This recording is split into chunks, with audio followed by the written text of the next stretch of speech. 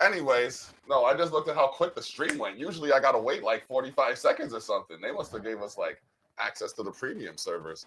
Um, either way, enough of me rambling. Caffeine will do that to you. We have the long-awaited guest from Mumbai, India, the DemonStealer.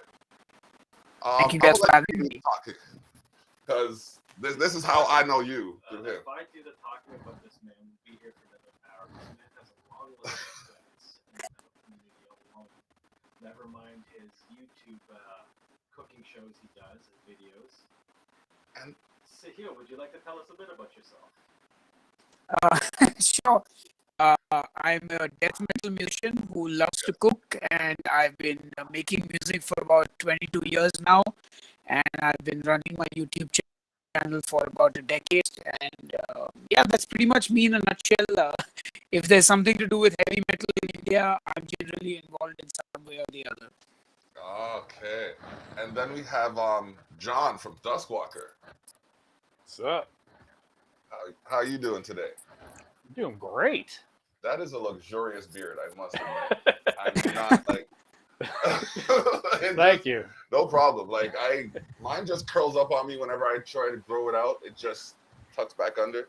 But like I noticed between you and this man over here, it's like the beard game is serious. This is just what happens when laziness works in your favor. Nice. I have a question. We're gonna go way back in things. What was the first song or band that made you say, I want to play music and I want to play metal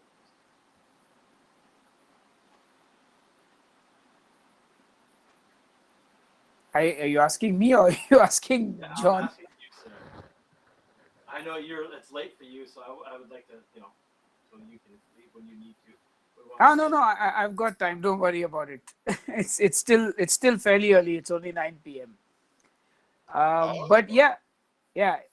But yeah, I mean, it was actually Metallica, Iron Maiden. These were the bands that kind of got me into metal, and I think it was the music as a whole that really inspired me to sort of form a band and write down music. And I think that's something very particular to metal music as a genre. It is one where almost everyone who listens to the genre wants to play it or plays one or the band or wants to form one. It's just that kind of music that really inspires and drives people to create it. And you just released a new EP recently? Yeah, so last year in December, I put out an EP called And This Too Shall Pass.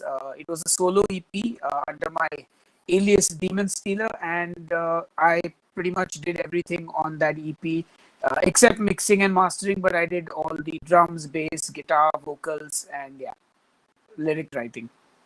I just watched one of those videos.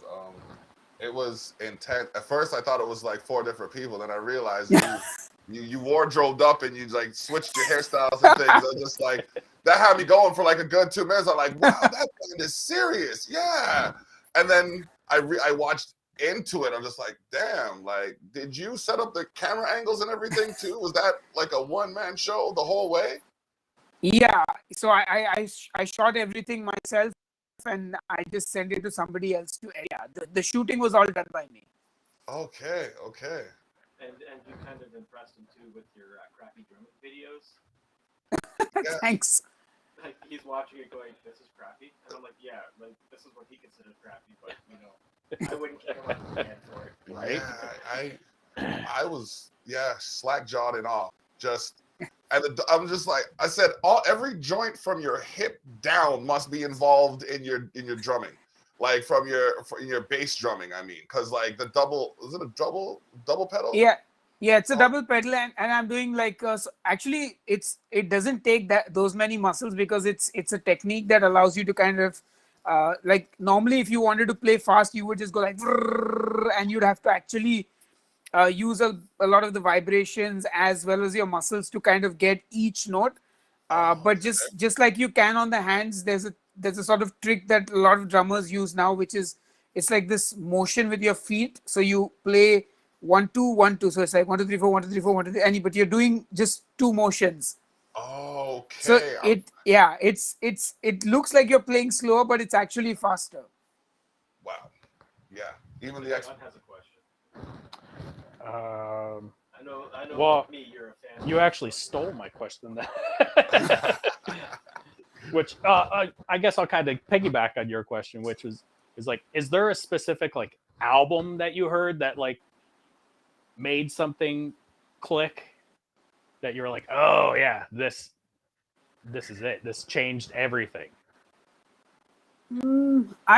If there was also, I can't recall it, because it's like the thing that I recall the most is obviously the first metal song that I ever heard, which was Iron Maiden's Running Free.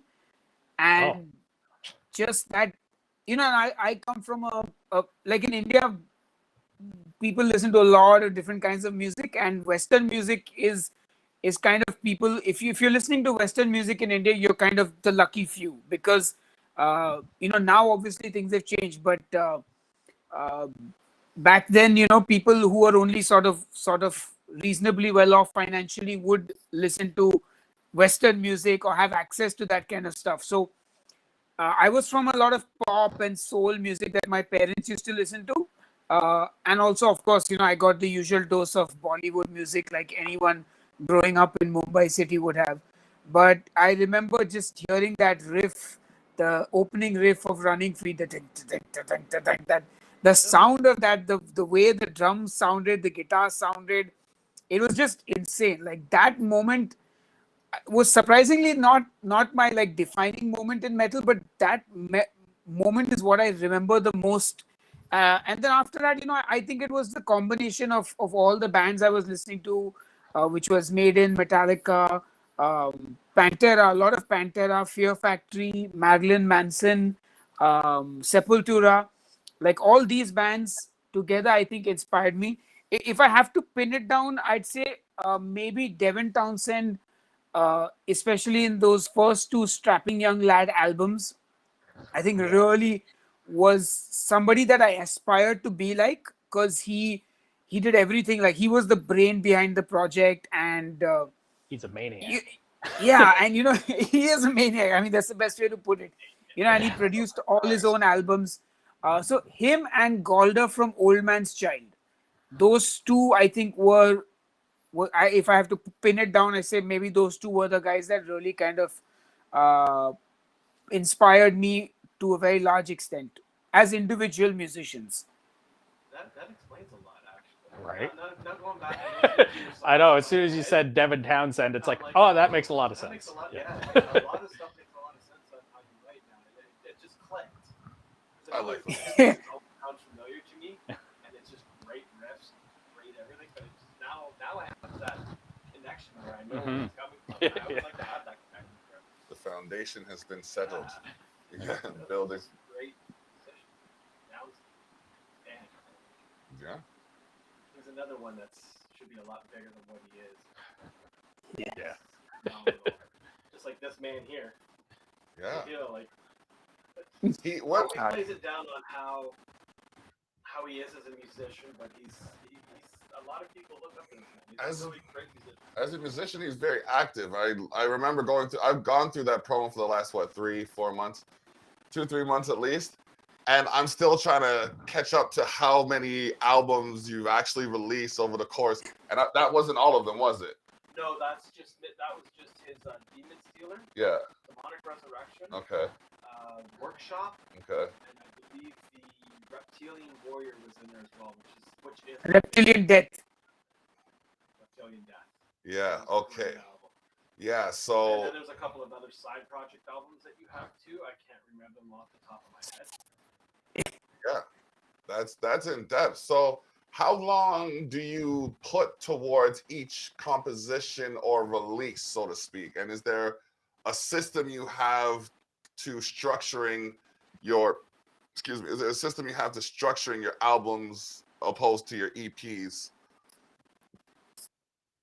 Not really. I can't stick one thing, and I think that shows in the amount of projects I have, in the way I write music, and the way I put it out as well, and the kind of mishmash of genres as well in each release of mine. So it really varies. Like with Demonic Resurrection, um, in the start it was just me kind of writing everything, so it worked.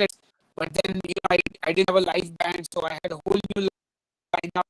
Uh, happened on the condition that I would not write everything, and we would be a band, so to speak. So the DR albums take a lot of time. It was almost like 4 years between each album, if not 5 years. And then more towards the end, like Dash Avatar, the last Demonic Resurrection album, which was pretty much just me writing everything, was done in a month's time. I just locked myself in the studio, and in 30 days I wrote the album, and we took another few months to record it. Similarly with my solo project, like the first solo album I recorded, wrote, and released it in 19 days. I just woke up one morning, I was like, you know what, I'm doing my solo album. I'm going to put it out on my birthday, and it was like on the 1st of June, and my birthday is on the 19th. So I was like, I'm doing it, and I did it. And Nice.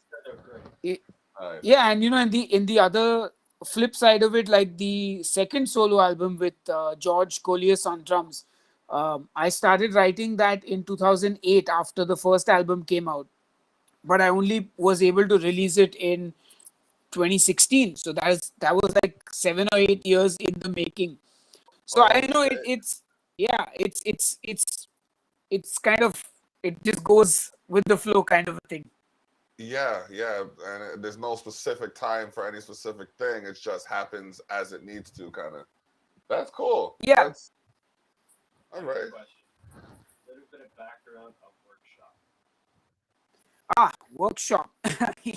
Okay, so Workshop is my 2-album comedy rock band which started in around 2007, I want to say, and in about 2012 or 13 we disbanded after our second album. So I used to work for a company that imported musical instruments to India, and I kind of got them interested in distributing ESP guitars back in 2006, 2007. And I was kind of the brand manager for ESP then in India. And one of the things I did to launch the brand and kick things off was a guitar clinic.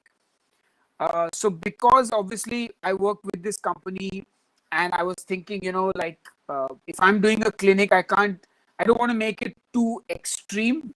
The material that I do at the clinic, because I was like, we want people from all musical backgrounds to come and understand how good the instruments are and stuff. So I started writing whatever I could pass off as softer material, I like how he said that. yeah, softer material. And I decided to contact 2 musicians that I knew. One of them is Riju, who is the bass player of Primitive and Albatross, 2 bands from Bombay. But back then he was a classic rock bass player. He had not even he wasn't even into metal. He was busy playing AC/DC and Led Zeppelin and stuff. And I was producing his band's EP or something. So I said, can you just back me on this clinic? And he said yes. And I asked another drummer, Hamza, who I don't recall exactly how I met him and how we got talking, but I asked him if he'd also, play drums, because he was into Tool and Porcupine Tree. So I was like, okay, get some rock kind of musicians to back me up. And we did the clinic together, the 3 or 4 tracks that I wrote. And Hamza was really, really excited at this entire thing. So I think he chased me for a year, saying, hey man, let's just do a project together. Let's take these songs, do something with them. And I think randomly there was a college gig where I said, okay, let's go and play this. Or I don't know, I don't even remember half these stories now, but we went to this college gig and we played all these songs, and I made up impromptu lyrics on the spot. And we picked funny song names for these tracks. And I was cracking jokes in between the set. And it was almost like stand-up comedy meets music. And after that, I guess he was like, you know what, dude, let's let's do this and let's do it seriously. So like, okay, if we're going to do it, let's get a costume, let's get a stage act, let's go the whole hog. And since we were formed for a workshop, we're like, you know what, let's workshop, let's get some hard hats, some suits, and rock and roll. That's kind of how that thing came about. Kind of like the Frank Zappa band with India. I have both albums. Like, it's great. Oh man, You'll love it, John. that's great. Yeah, I'm definitely excited to check that out. John's a fan like I am too. I heard a bunch of the other stuff that you've done. And I wanted a bit of backstory on Workshop. Because listening to it, I'm like, I know this is comedy, but I need to hear the story because it's probably just as good as the albums. Admittedly, I'm new to the circle, so I'm just this circle. So I'm just trying to learn what I can about what you're doing and probably pick up some information on how to, approach what I do from a different angle. Yeah, because I tell people I was a drummer. Then I saw you. I can use sticks. You know what I mean? I throw sticks. That's what I do. But no, it's really nice to see like the transcendence of what you've done, because from what I've heard, you were like the forefather of metal, death metal. Yes. One of the originators. I would say, in my opinion. Yeah, I mean, and there was one other. I can't remember the name right now. Cryptos, Sky Harbor. Sky Harbor. Okay. So yeah. So you were one of three. That's well. Actually, the thing is, metal goes back quite a bit in India. Really? Yeah, like, so the thing is, again, I guess probably being colonized by the British definitely left a big Western influence on the country.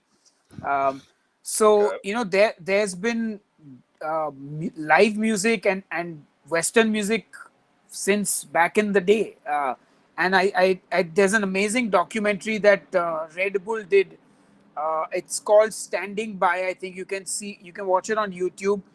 It actually goes back all the way to the 60s, where there would be like jazz bands in India, and concerts would happen, and all this evolved. And I think we had our first metal band as early as the 80s, actually, the mid or late 80s.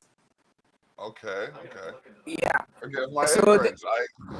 I didn't realize, like, again, and for it's the Western culture again, like projecting a particular imagery.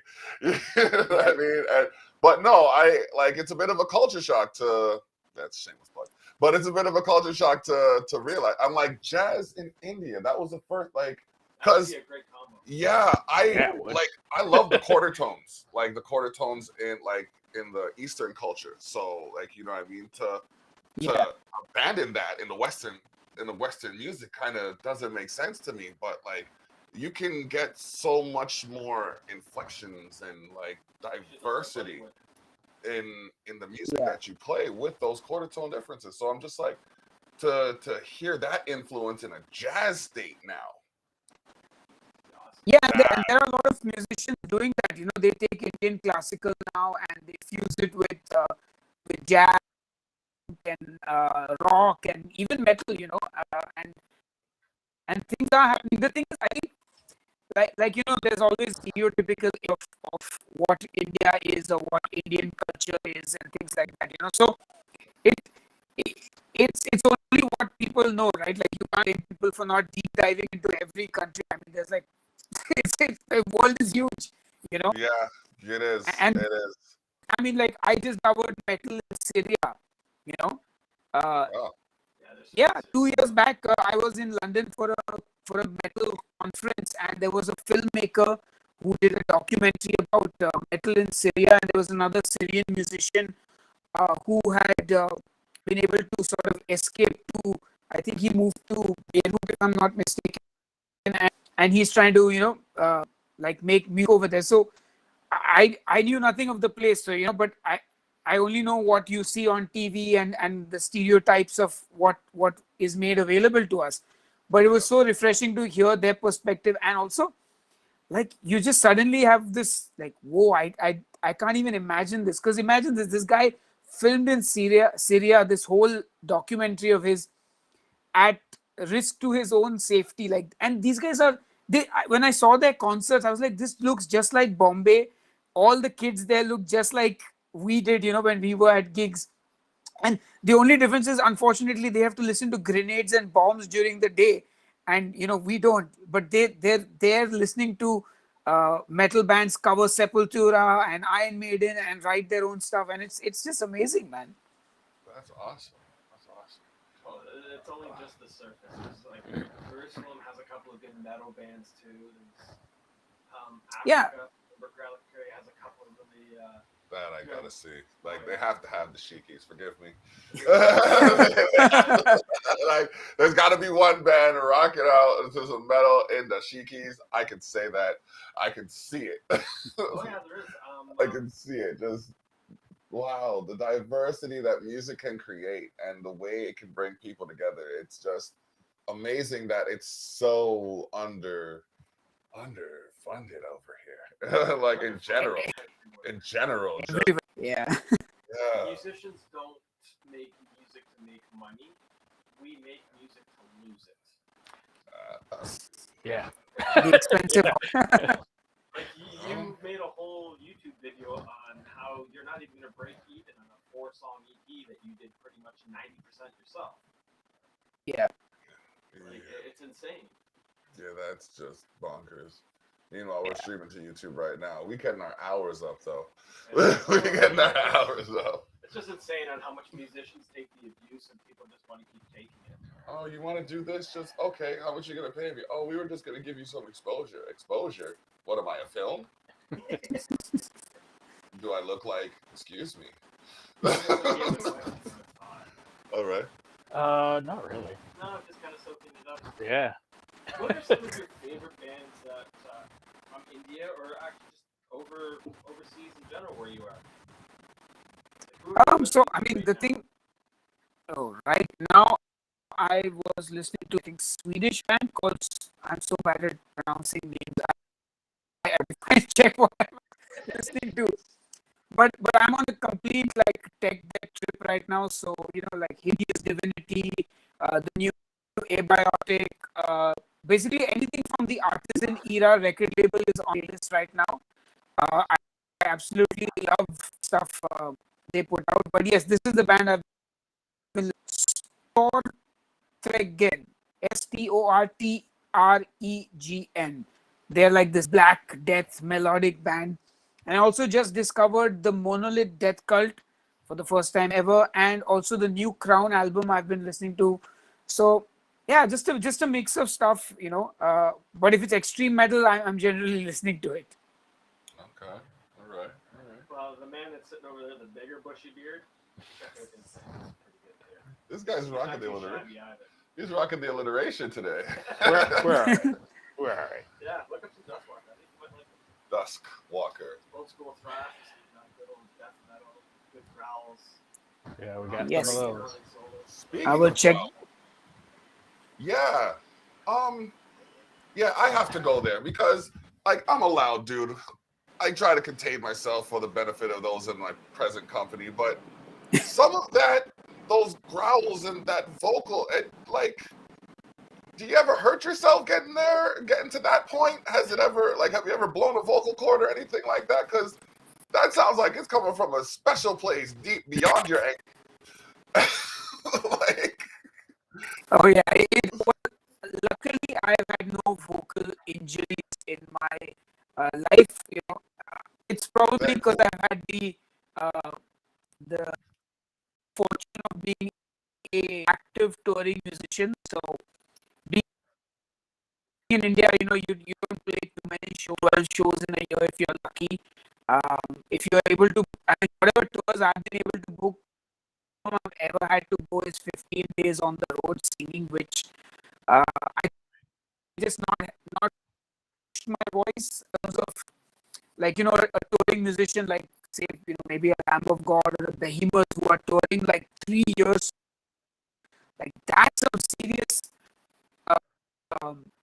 work your voice, like singing every night, 43 months, get a month off and then you're on the road again. That is what blows up people's voices, I think, more than anything. Just the wear and tear, anyone who does that. I don't think it's restricted to extreme metal vocals. I mean, I think enough pop singers have their voices over the as have any kind of musician that's physically taxing their body every day, even strength athletes, and that's generally how I like to explain extreme metal in general to people, whether it's singing or the guitar playing or the drumming, because even the drumming is quite intense. So you kind of look at it as you would an extreme sport. How does a marathon runner run, for 45 kilometers, and just strongmen, bodybuilders, power lifters. It's practice. It's you wake up one day, you start, you get the technique right, you learn to use the right muscles so that you're not straining your voice. It's just doing that over and over again. So Okay. you like, even with the extreme drumming, it sounds so fast and brutal, but obviously there are some drummers who just use their entire body, but there'll be some who will figure out the technique. So they're just, okay, I'm using only my wrist, so I'm working these muscles, it's not this, and I'm able to play it for longer durations. So it's you train it like you would any extreme sport, basically. Let's just put it that way. Yeah. That I like that philosophy, because I usually relate my analogies to food, because everybody eats, right? So Yeah. yeah, you like that transition there, don't you? But I hear that you also have, is it Headbangers Kitchen? Yes. Where did that start? What brought that to fruition? All right, we gotta go back in my childhood. I was a fat kid. I'm a fat kid. I think someone here is fat. But I love to eat, I guess, and I was a picky eater. So I somehow at the age of 11 or 12 started cooking, enjoyed it, and I even wanted to be a chef. That was my life's goal. Till I discovered death metal. Then it was like all out the window. But the thing with cooking is it's something that you just never give up, because no matter what you do in life. So I was constantly cooking. And when we had bands come over and stay at my house, I would cook them breakfast, because they would be playing a show here. And I got a reputation as being a reasonably decent chef. And I think I just continued with this fondness for food. And I think it was around 2007, 8 or 9. Around that time, I started kind of posting blogs because I'd got a camera phone. And then YouTube started to become big in India. So I was like, hey, why don't I make a video recipe instead of typing it out on Facebook? And I asked the guy who made my band's music video, would you film this for me?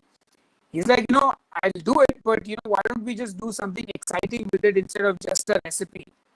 So I sat down and brainstormed, and Headbangers Kitchen, the heavy metal, where I would interview a metal band, cook them a meal inspired by either their band name or have them taste the food at the end of the interview.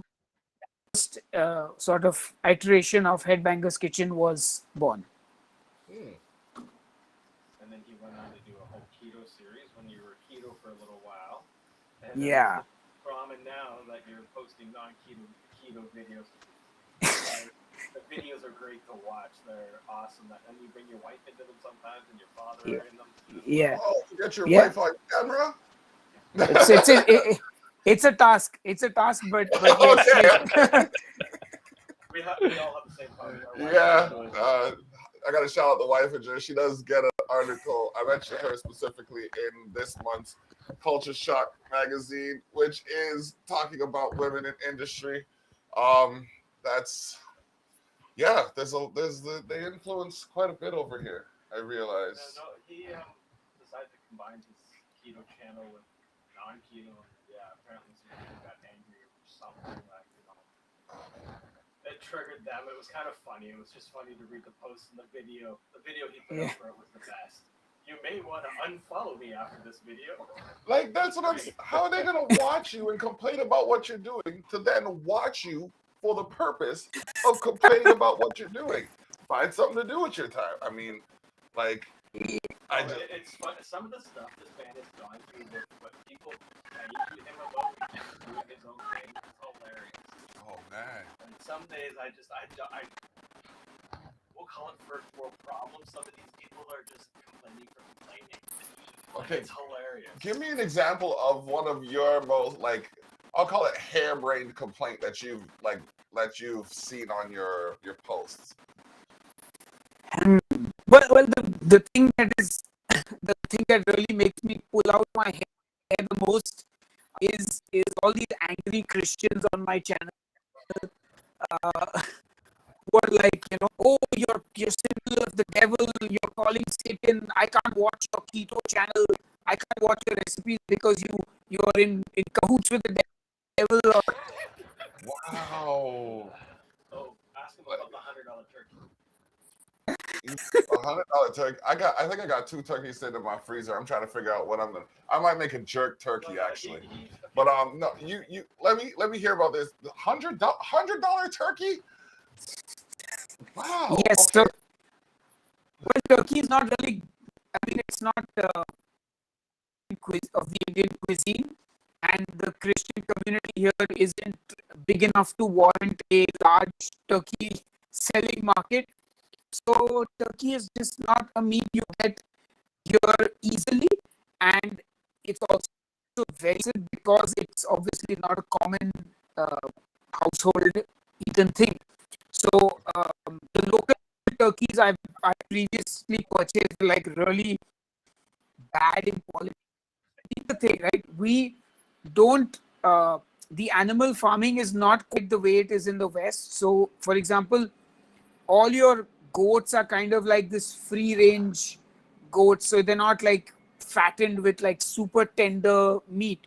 Similarly, even the water buffalo, we don't get cow in all states because it's banned, but they're all working animals that are not kind of like, the meat is not tender, it's not butchered in the way it is in the West. So long story short, the meat is crap. So I was like, I need to get an imported turkey. And there are some guys who import turkey to India, but obviously with the taxes, the shipping, the storage, the profit margins, a simple $10 butterball turkey, the selling price is about $100 in India. Yeah. You asked. Jeez, That's about 130 yards. they put it to you. Oh my. Yes. Wow. It's insane. But he did a whole video on it, and people were 2 videos. 2 videos. They Like, were attacking him. I've literally seen turkeys run across the road, bro. Like, Right? Like, it was just funny to read on how somebody's telling somebody else how to spend their money and do their content. Oh yes. Oh yeah.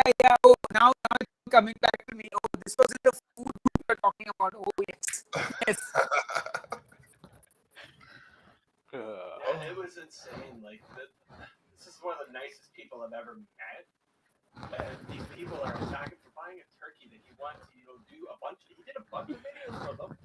yeah. Like, it wasn't just one meal and done, and You I'm can't not believe. gonna eat it. Like he said, we're gonna eat this for a little while. Like, this is gonna be not just one meal and done. And they were attacking him. Wow. Like, it was insane. And I'm sorry, all I could do was read them and laugh at him. Like, really? Like, seriously? People are funny. It's just, some of the comments he gets on his videos and that are, like, he can't please everybody, but I swear there's people that just wait for him to upload something so they can try and tear it down. It's hilarious. Like, Oh, man. Yeah, I mean, I think the internet thrives on this drama anyway. I guess Ugh. Yeah.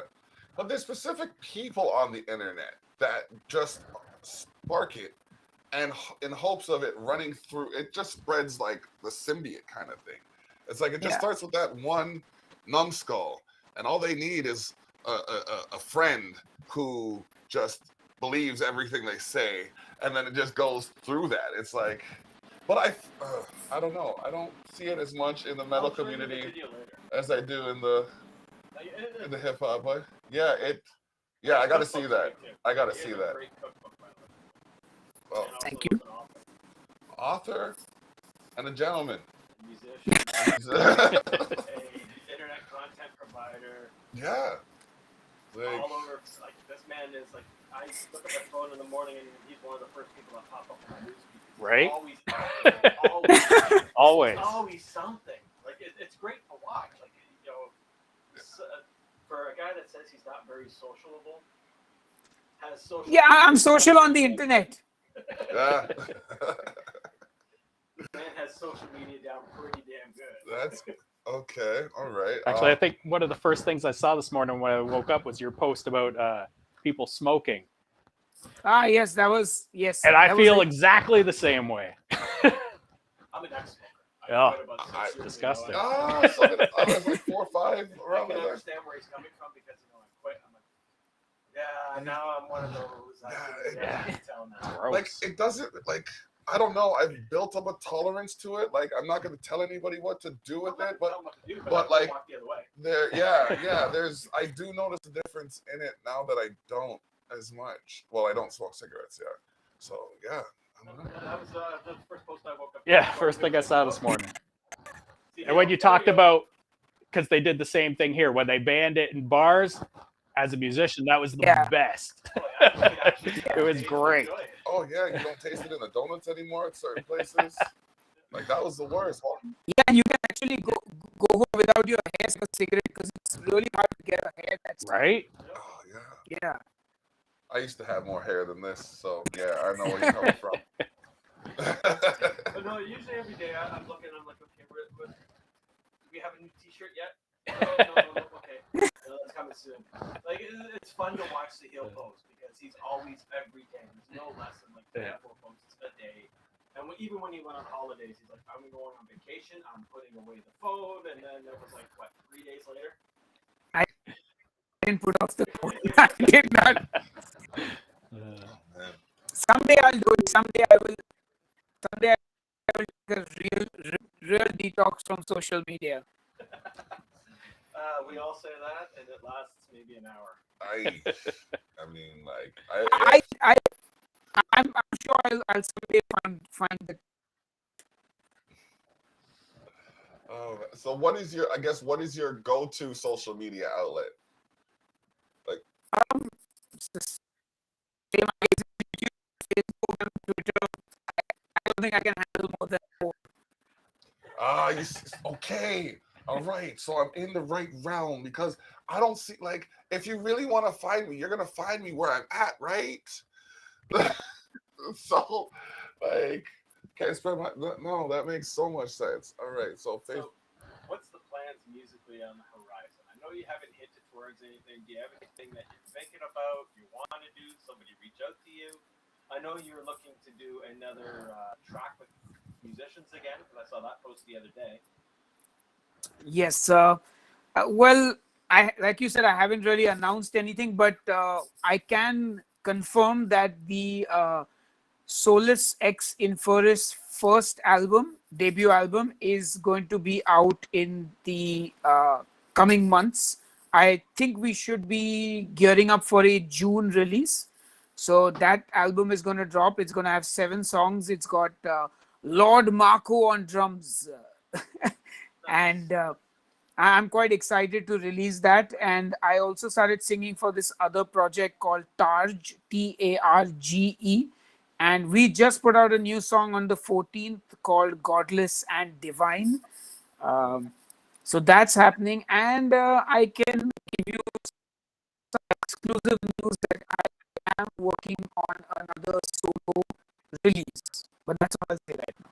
Nice. I want to hit the like I almost hit the sampler like the alarm sampler like so exclusive. That's really nice. I know. That's why I didn't because he has earbuds in. That would have been so terrible. Oh, Like, I look forward to one of these videos. Yeah. There's always something different. yeah. Like, Is there any chance there's going to be another Demonic Resurrection album? Um, I mean, I don't think I could say no, but I definitely can't say when it will happen because right now I haven't seen the band guys in a year at least. Like I haven't even met them socially for a year. Whatever's left of the band at least, and our guitarist Vignesh is also moving to America, so I don't know how things are going to work out. So I guess all I can do is wait and see how things progress in the upcoming months. I'm 100% sure 2021 is pretty much going to be a blank slate. Nothing's going to happen. Maybe in 2022 we'll start working on things depending on what's happening in the world as well. I think for us it's hard to work on like playing shows and touring because it has to be worked on so much in advance. And given the state in the world right now, given the logistics required for us to whether we want to tour Europe or America, it just doesn't make sense even looking down that road and talking to people till we're like 100% certain we can go and we can do something. So I'd say it's a pretty dead scene for the next year at least. Yeah. Well, it's just like from Demon King to Dash Avatar is like a pretty big jump. So if you did the same thing, like Dash Avatar is like so good. Like if you went another step further than that, like man, would that be an album?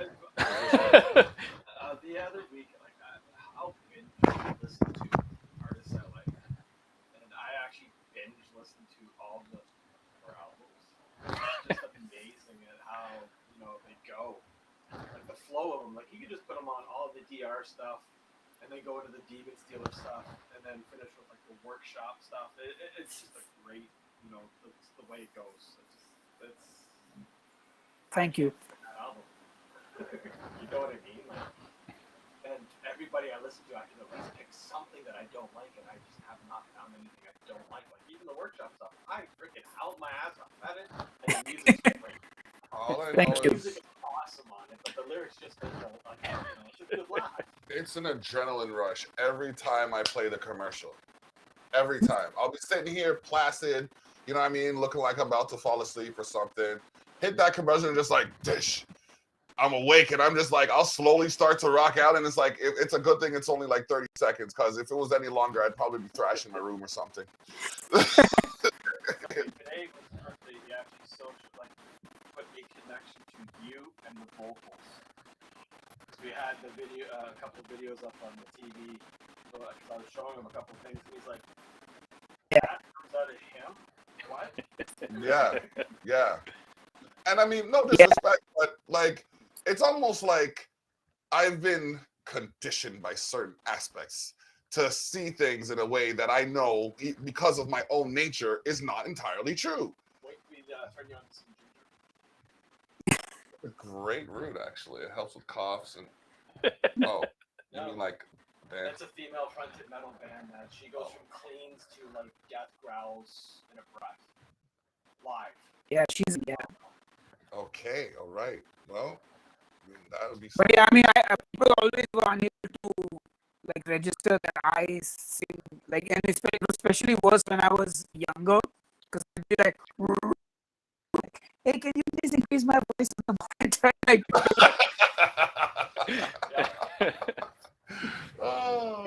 there's a lot. I actually heard DR was due to a documentary. He was this little kid. Him and the bandmates were, these little guys that were talking about their metal and everything, and then I just followed the progression, followed them on, and it's just amazing. How looking back at, okay, this is DR then, and then you have DR now. The evolution of the music is great. Oh man, that's awesome. That's awesome. You sound to this like I sound to the, the specific genre that I've been. There's no specific genre that I've been following. I even have a couple of metal album myself, but after hearing your stuff, I don't like. I think you're more along the lines of like a platinum titanium kind of combination. I'm like aluminum-ish, and that's you know, like I mean, I might get a tin somewhere up there, but like, maybe nickel. But no, it's just it's like mine's a slower tempo kind of thing, like a bit of like reggae infused, a little hip hop infused, where yours is almost like a stallion race, like just get up and go like the whole time, and if you can't keep up, get out the way because you're gonna get trampled. Like so yeah. For a man that says he's shitty at drums, the drumming work was great. Thank And you. that's- I like to lower people's expectations so that then it's more impressive. That's the way to do it. Right? Psychology. I say the same thing. I say I'm a crappy guitar player. I can't write music worth shit. I don't even tell people what I do. I just do it. But no, the drumming work was great on the newest one. I enjoyed it. I love the videos. I've always loved them. Yeah, those. Thank you. And then leave you wanting more. Like you were drumming for like there's one that was like 1 minute and 24 seconds, and then as it fades out, I'm just like, no, wait, he's going. There's something else to it. And then another one came on, like, yeah, fulfill. and they. I pump DR to everybody I possibly can. Oh man, he has not. Thank you. Like, since he like, I mean, I think it was maybe. I don't think it was a day between him hearing that you're gonna be on the show, to him making the promo. To this morning. You know what I mean? It's just like it's happened so quick. Like, Well, like I said before, when we had Tommy on, I have musicians that I admire. I have musicians that I followed because I like something that they do. this. And I've followed this man for so long.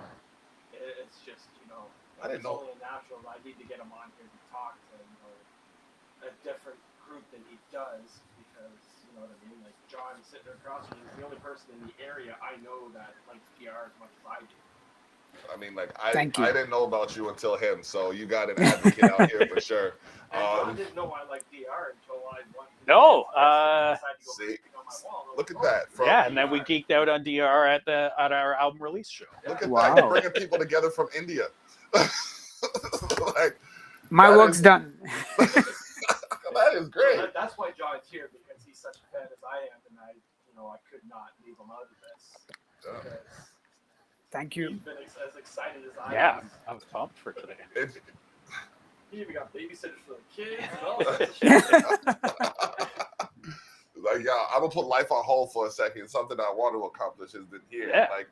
Like, yeah. I mean, I like to stay open to all areas and aspects of music. So when Jay's bringing his network together with my network, and it's awesome because people can see different aspects of like each other's lives, and it's like, hey, wait, I do that too, but we're different, but we're the same. What I need to Yeah. figure out is how to get Sahil to Canada to do shows. I would love to see this man live. Right? Live videos Be I great. see, like I know don't do justice. Like the Bloodstock videos I watch. Yeah. When you put the money together for that tour, you crowdfunded it to go do that show, and then you put together the video for it. I'm like, oh, man, Yeah. you gotta come over here. I think I even mentioned it to you a bunch of times. What the Yeah. hell is it gonna take to get you to come here? Yeah, it's definitely something I want to do in this lifetime. I can get you. But just, follow you. I mean, see, the Got only a way I guitar player feel, right here. Yeah, that guy. but I think the only way it'll really happen is if we are able to support a bigger band, probably that's doing like a North America and Canada tour together. Sky Harbor did that when they were supporting Deftones, and System House 33 from India was able to do 2 US tours while supporting, I think it was Dying Fetus on one, and they were able to, I think they did Cavalera Conspiracy on the other one. I think they didn't do Canada, they did just North America. But for us, if we did come all the way to North America, we would definitely try and swing over to Canada as well, for sure, and do like a couple of dates there. I don't think that's gonna work there. Yeah, the thing is, it's super expensive. That's But yeah, it's the. I think that's the main thing, like the travel costs, really. I That would love to see them. I just want to see them live. Like I need haven't to watched watch in a the minute. Bloodstock video, man. Like that Bloodstock video that they paid to have done, it's phenomenal. I saw the one picture where it was the band on stage taking like a Yeah. selfie or some shit with the whole group behind them. I'm just like, give me like a tenth of that crowd. Give me a tenth of that crowd. And I think that's the Megadeth show picture you saw in Bombay City. Megadeth. Okay. Megadeth Okay. played it. We supported them. Yeah. You Wow. want to hear something else funny? This man has won a golden god. He's won some Indian medals, but he still gets food in his hometown. Oh, that's just musician's nature. No, it's just like Like, it just makes You know, I it's just, I think I mean, it's the crab mentality that's prevalent, in a lot of places. And I also think for the longest time in the local scene here, people always feel that if one band is doing well, it's at the expense of some other band, when it's like, no, we're just working our asses off, yeah. It's not like we, holy crap. yeah, people have that thing, like they think, and because India is actually, so in India literally you can pay to get shit done, you can get things done if you know the right people, which I'm sure works world over. So I guess maybe that's the reason. I'm just trying to understand maybe why people feel that way. They feel that, like, oh, this guy knows somebody, that's why he's getting ahead, and my favorite band is left behind, not because they are not working hard, but because they don't know the right people, or they haven't had the privilege. I don't know what it is. It's just the way people are. Yeah. It's jealousy. It really is. Well, in my perspective, anyways, I think when one accomplishes something that is exemplary, others are intimidated by it, and in their own insecurities convince themselves they can't accomplish it because another has, instead of just trying it. So Yeah. it could be anything, but that's just my perspective on what I think it is, because it happens too often. And you know what I mean, when people think you can't talk about your own personal life experiences because it involves them, it's like, wait a minute, I was there living too. I'm just explaining my part of this. So yeah, no, doing what you're doing is awesome. Like, it's like I said, like, and you don't know how many times over this kind of scenario is where one person knows your music and they meet another person who knows your music, and that's the connection that, that's a bond that kind of stems from that. Sure, John was almost late setting up. Sitting out on the floor, just sitting there yapping.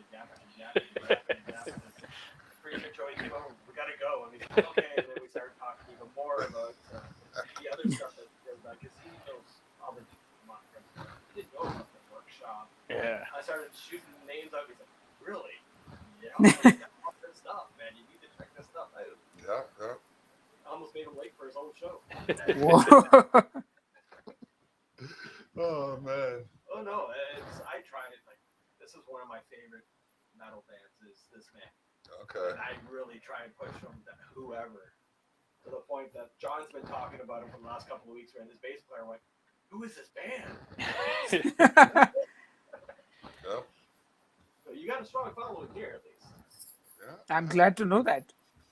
I just got to get a hold of some of your music and include it in the catalog, because I want to get to know more. Your little radio's getting a lot more metal. I already have about 70 gigabytes of music that I've been collecting over the last 4 years. So that's not me personally. That's from like artists in general from around the region, actually across the globe. But I want to, like, yours would definitely be a heavy load to add, because I've like I said, I saw all the albums. I'm guessing there's no less than 5 songs per album. He's the smallest album he has. He just put out 4 songs. Okay, so 4. Yeah, so I mean 24 songs, 24 albums minimum at, like, even call it off a 7-song average. Yeah. He has a lot of music. That's a lot of music. Yeah. Stuff that he just said. Mm-hmm, Or I believe we've done a couple of songs with a couple of just random artists. Yeah, I have. Yeah, I've got a lot of singles floating around too.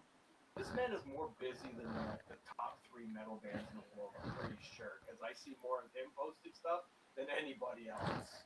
Yeah. I think the only one that comes close to the amount of posting he does is Obituary. Hey, Behemoth is super active.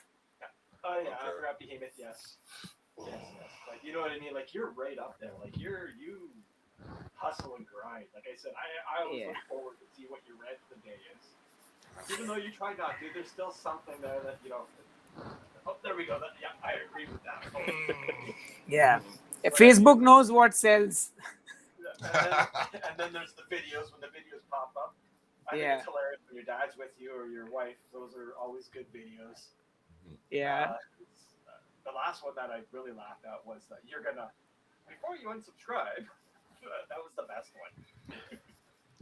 Yeah, I'm gonna have one more like those at the rate things are going. I might have to put up one more of those soon. Well, I know you posted a butter chicken thing, and the third comment was, I prefer the keto version. So why are you commenting on this? Why not scroll by?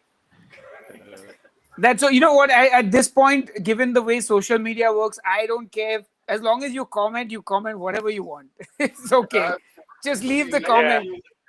Yeah. But it's just funny. Like, this is a non-keto recipe. I prefer the keto recipe.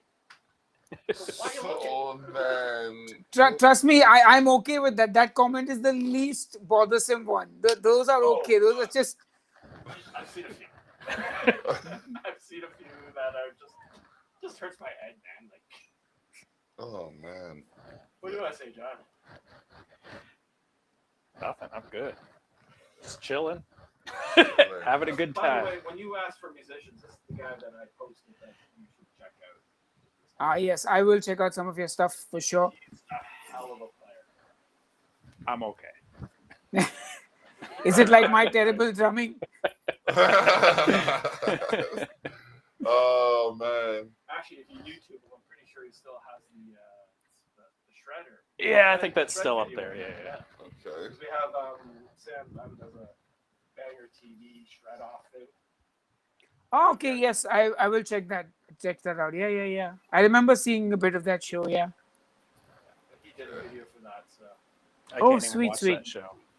No, I'm not getting into that. Oh, I can't. When they say that, my ears just perk. Like, not getting the what? That's an off-camera thing.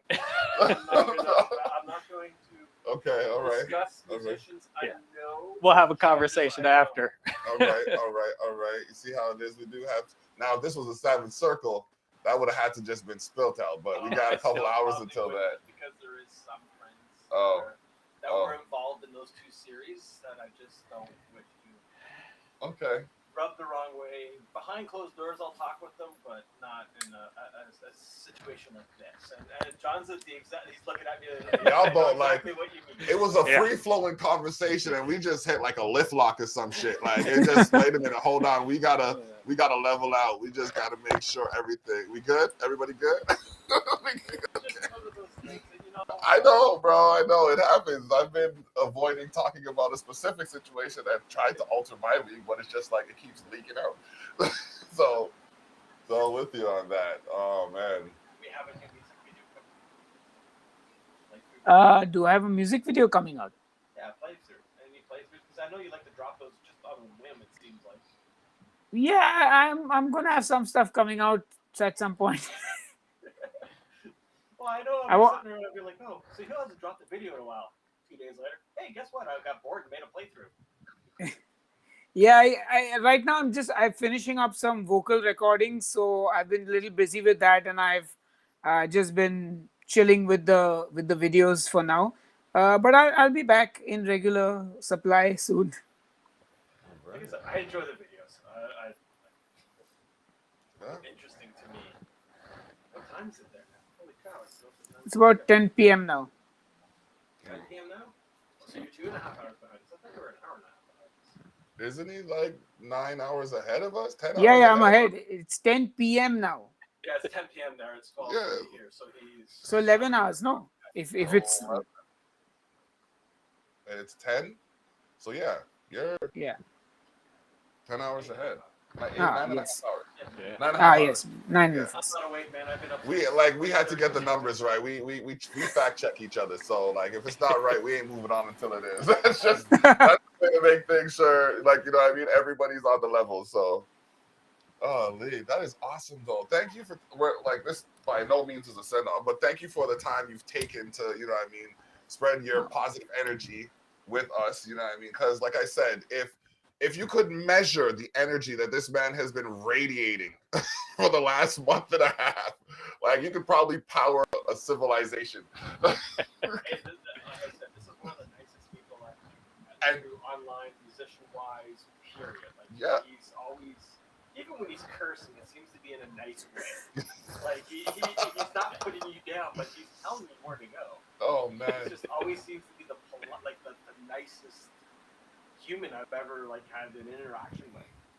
Thanks Wow, for raising that is the bar. that is the nicest thing anyone has ever said to me. Thank you. Oh, you should hear what he says when you're off camera. It's nicer. Don't worry. I've never actually seen him do a vindictive thing ever. And he's been, people have dragged him through some shit, and you know the comments aren't nice and whatnot. And the guy's still big smile on his face. But you heard what he said. He prefers the comment. I know that I fully understand that. I know that I'm having an effect. And this guy still has, you know, the smile on his face. Yeah, that's how you gotta be. He's still doing what he does. He's a perfect example of how one should be when dealing with conflict or complication. It's genuinely speaking, because like I got someone made a negative, not even a negative comment, just a passing comment on one of my posts. I was just like, yeah, well, and I just nah, I can't do that. It must have been like some inner tranquility I achieved from extra energy from this guy. But I'm just there like, nah, I can't respond the way I want to respond, because if I do, the people who do like me will think less of me because what I have to say is not polite, and that's just no good. So let me just leave it alone. Ooh. Do we have another cookbook coming? I keep seeing you dropping little hints here and there of possibilities. So yeah, I mean it's not it's definitely not finalized yet. Like honestly, I'm not I never wanted to write a cookbook. I did it only because the opportunity was there, and you know there were so many fans who were like, write a cookbook. And since this first cookbook that I didn't have, like I mean you obviously can't fit all your recipes in one book, and it didn't have most of the Indian recipes. I definitely have convinced myself that even if I do just one more cookbook of Indian recipes, that's okay. So if I do get a good offer from a publisher, I will definitely write it, and I'll definitely make sure it's an Indian keto cookbook. I definitely want those Indian recipes because that's literally like my second favorite food. Yeah, because writing a book is a lot of work, man. Oh, I know. It's just like writing a song. It takes a lot of work. I can only imagine, like, because like the magazine, like I'm still trying to. How do you come up with titles for your stuff? Like for your songs, your cookbook recipes, and stuff like that. Like you know what I mean? Is it just Cookbook? I mean, I didn't actually get a say in the cookbook title or the cover artwork of that. They just picked it and they ran with it. Oh shit! Okay. So I was, but for the music, I guess a lot of times it's just stories, it's random thoughts, it's inspiration and emotion from real life events, the news. Yeah, I mean there's no limit to what can inspire you. So just whenever I have an idea, I try and pen things down. So I have little notes here and there with all the ideas, song titles, paragraphs of lyrics, and then sometimes it's just a jigsaw puzzle of fitting it together. Ah, okay. I'm pretty sure some of them go back until I was like 6.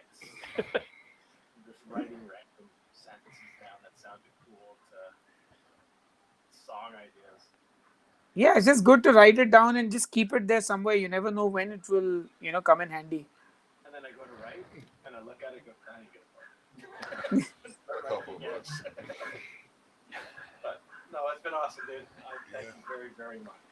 Yeah. Thank you guys for having me. It's been an absolute pleasure. Yeah. I can't wait to see what comes next. I mean, I want to Yeah. extend the invitation to come on again at whatever point you see fit. Anytime you want. Like you For have sure. anything to share, like be it by way of the cookbook or the music, anything like that. Just cooking videos, you know, even if you want to like send a video that we could play up on here, like one of those short videos or whatever, we can Yeah. load it up and play it. Like, you know, it's Awesome. like anybody that can keep him in a good mood. Hey, I'm not that bad. I know. No, I'm playing. But no, but seriously, like I said, he hasn't been wrong with one word he said about you. He set such a high bar, and you even you went over that too. So like Wow, thank you. I appreciate your time. I don't even know if we're gonna play any other music on this version of the Trail Effect. I might just spin through the other show. Like as soon as we're done, but it's like, yeah, we still got John. yeah, exactly. We got Yeah. Well, I'm going to be a disappointment in comparison. No, no. He's just kind of geeking out a bit like I am. Like, this is great. Like, actually to have a conversation with you that's not through a text message. Yeah, It is, you know, is an honor within itself. I'm Because just I know how busy you are. I'm just absorbing all this excess energy. I'm just like, oh. Like he's got like, you know what I mean? His demeanor is so respectful. I'm brash. I'm not gonna lie. I just like, I walk out of my house and it's just like, the world is now my stage. Look at me, everyone. And, you know, sometimes the wrong people look in my direction and I get a problem. So I'm just like, I'm learning to navigate the waters, so to speak. But like, even in that way, my horoscope's kind of backwards because I'm a salmon, so we go against the current. It's been a very great pleasure. Yeah. Thanks for having me once again, guys. Really appreciate it. And happy to be back anytime. All right. Thank All you right. very much. Give best wishes to you, your Thank family, you. your wife, Yes. that Yes. she let you Awesome. come on. Yeah. I hope all is well and all is good for you, sir. Yes, all good. Thank you so much, guys. All Appreciate right. it. Thank Right. you again. Cheers. Cheers. See ya. Do I just click? Yeah, click. There's a blue in the top right corner. Yeah. Yeah, so I can let you get back so you can Okay, bye. All Bye, right, take guys. it easy. There we go. All right. Shit, how was that? That was It's awesome. Awesome. That was intense, bro. Like the man. He's the nicest guy you'll ever talk to. Like, He's like, and I've met a lot of nice people, but he just gives off that, you know, Yeah. he just has that persona. there's an energy about him that's just like, and it's like, you know, it's almost like Goku with full weight, like full weighted gear kind And of he thing. doesn't even acknowledge it himself. Like, you heard him. He's like, Yeah. Thank you. No, this is like, you truly are. Like, sure, you might be an asshole here or there, and I've never seen it, but you project a certain way, and it's just. And then you watch his music, and you're like, "That's him." That's gotta be where Yeah, it goes. right. That's where it gotta be where it goes and channels that out. So, It'd be nice to hear some new music. oh yeah. Speaking of new music, John, I hear you're doing something. I'm doing a lot, actually. All right, let's talk about it. So, I mean, I guess we've kind of started talking about it enough now. Next project, Duskwalker's working on. We're putting out an album of covers where all the music is recorded, other than I've got a couple of guitar solos to redo and a couple guitar things to clean up. But other than music-wise, we're into vocals now. We're doing seven covers. Any hints on what some of the covers are? Or is it going to be a big shock to everyone's system that you're doing these songs as covers? I'd say shock. It's be a shock because have you ever heard Joey do his growls? Yeah, so I Like, think if it's- you listen to our music, Because I remember. I don't know if any of these songs you'd be like, Any King Done? oh yeah, that makes sense. Any King Done? No. No. Only the live performance. That was it. Yeah. Oh wow. Okay. I know it has been Dawkin. We're doing a Dawkin song. Ooh. Okay. Yeah, that's interesting. Yeah, right? That's. Yeah. Huh. Well, okay, so that came about we had planned on doing the covers. We picked what songs we wanted to do originally. I think we were just going to do 4 or 5. And then we had an opportunity to go play with some friends for Halloween. They were going to throw a big party out on their farm.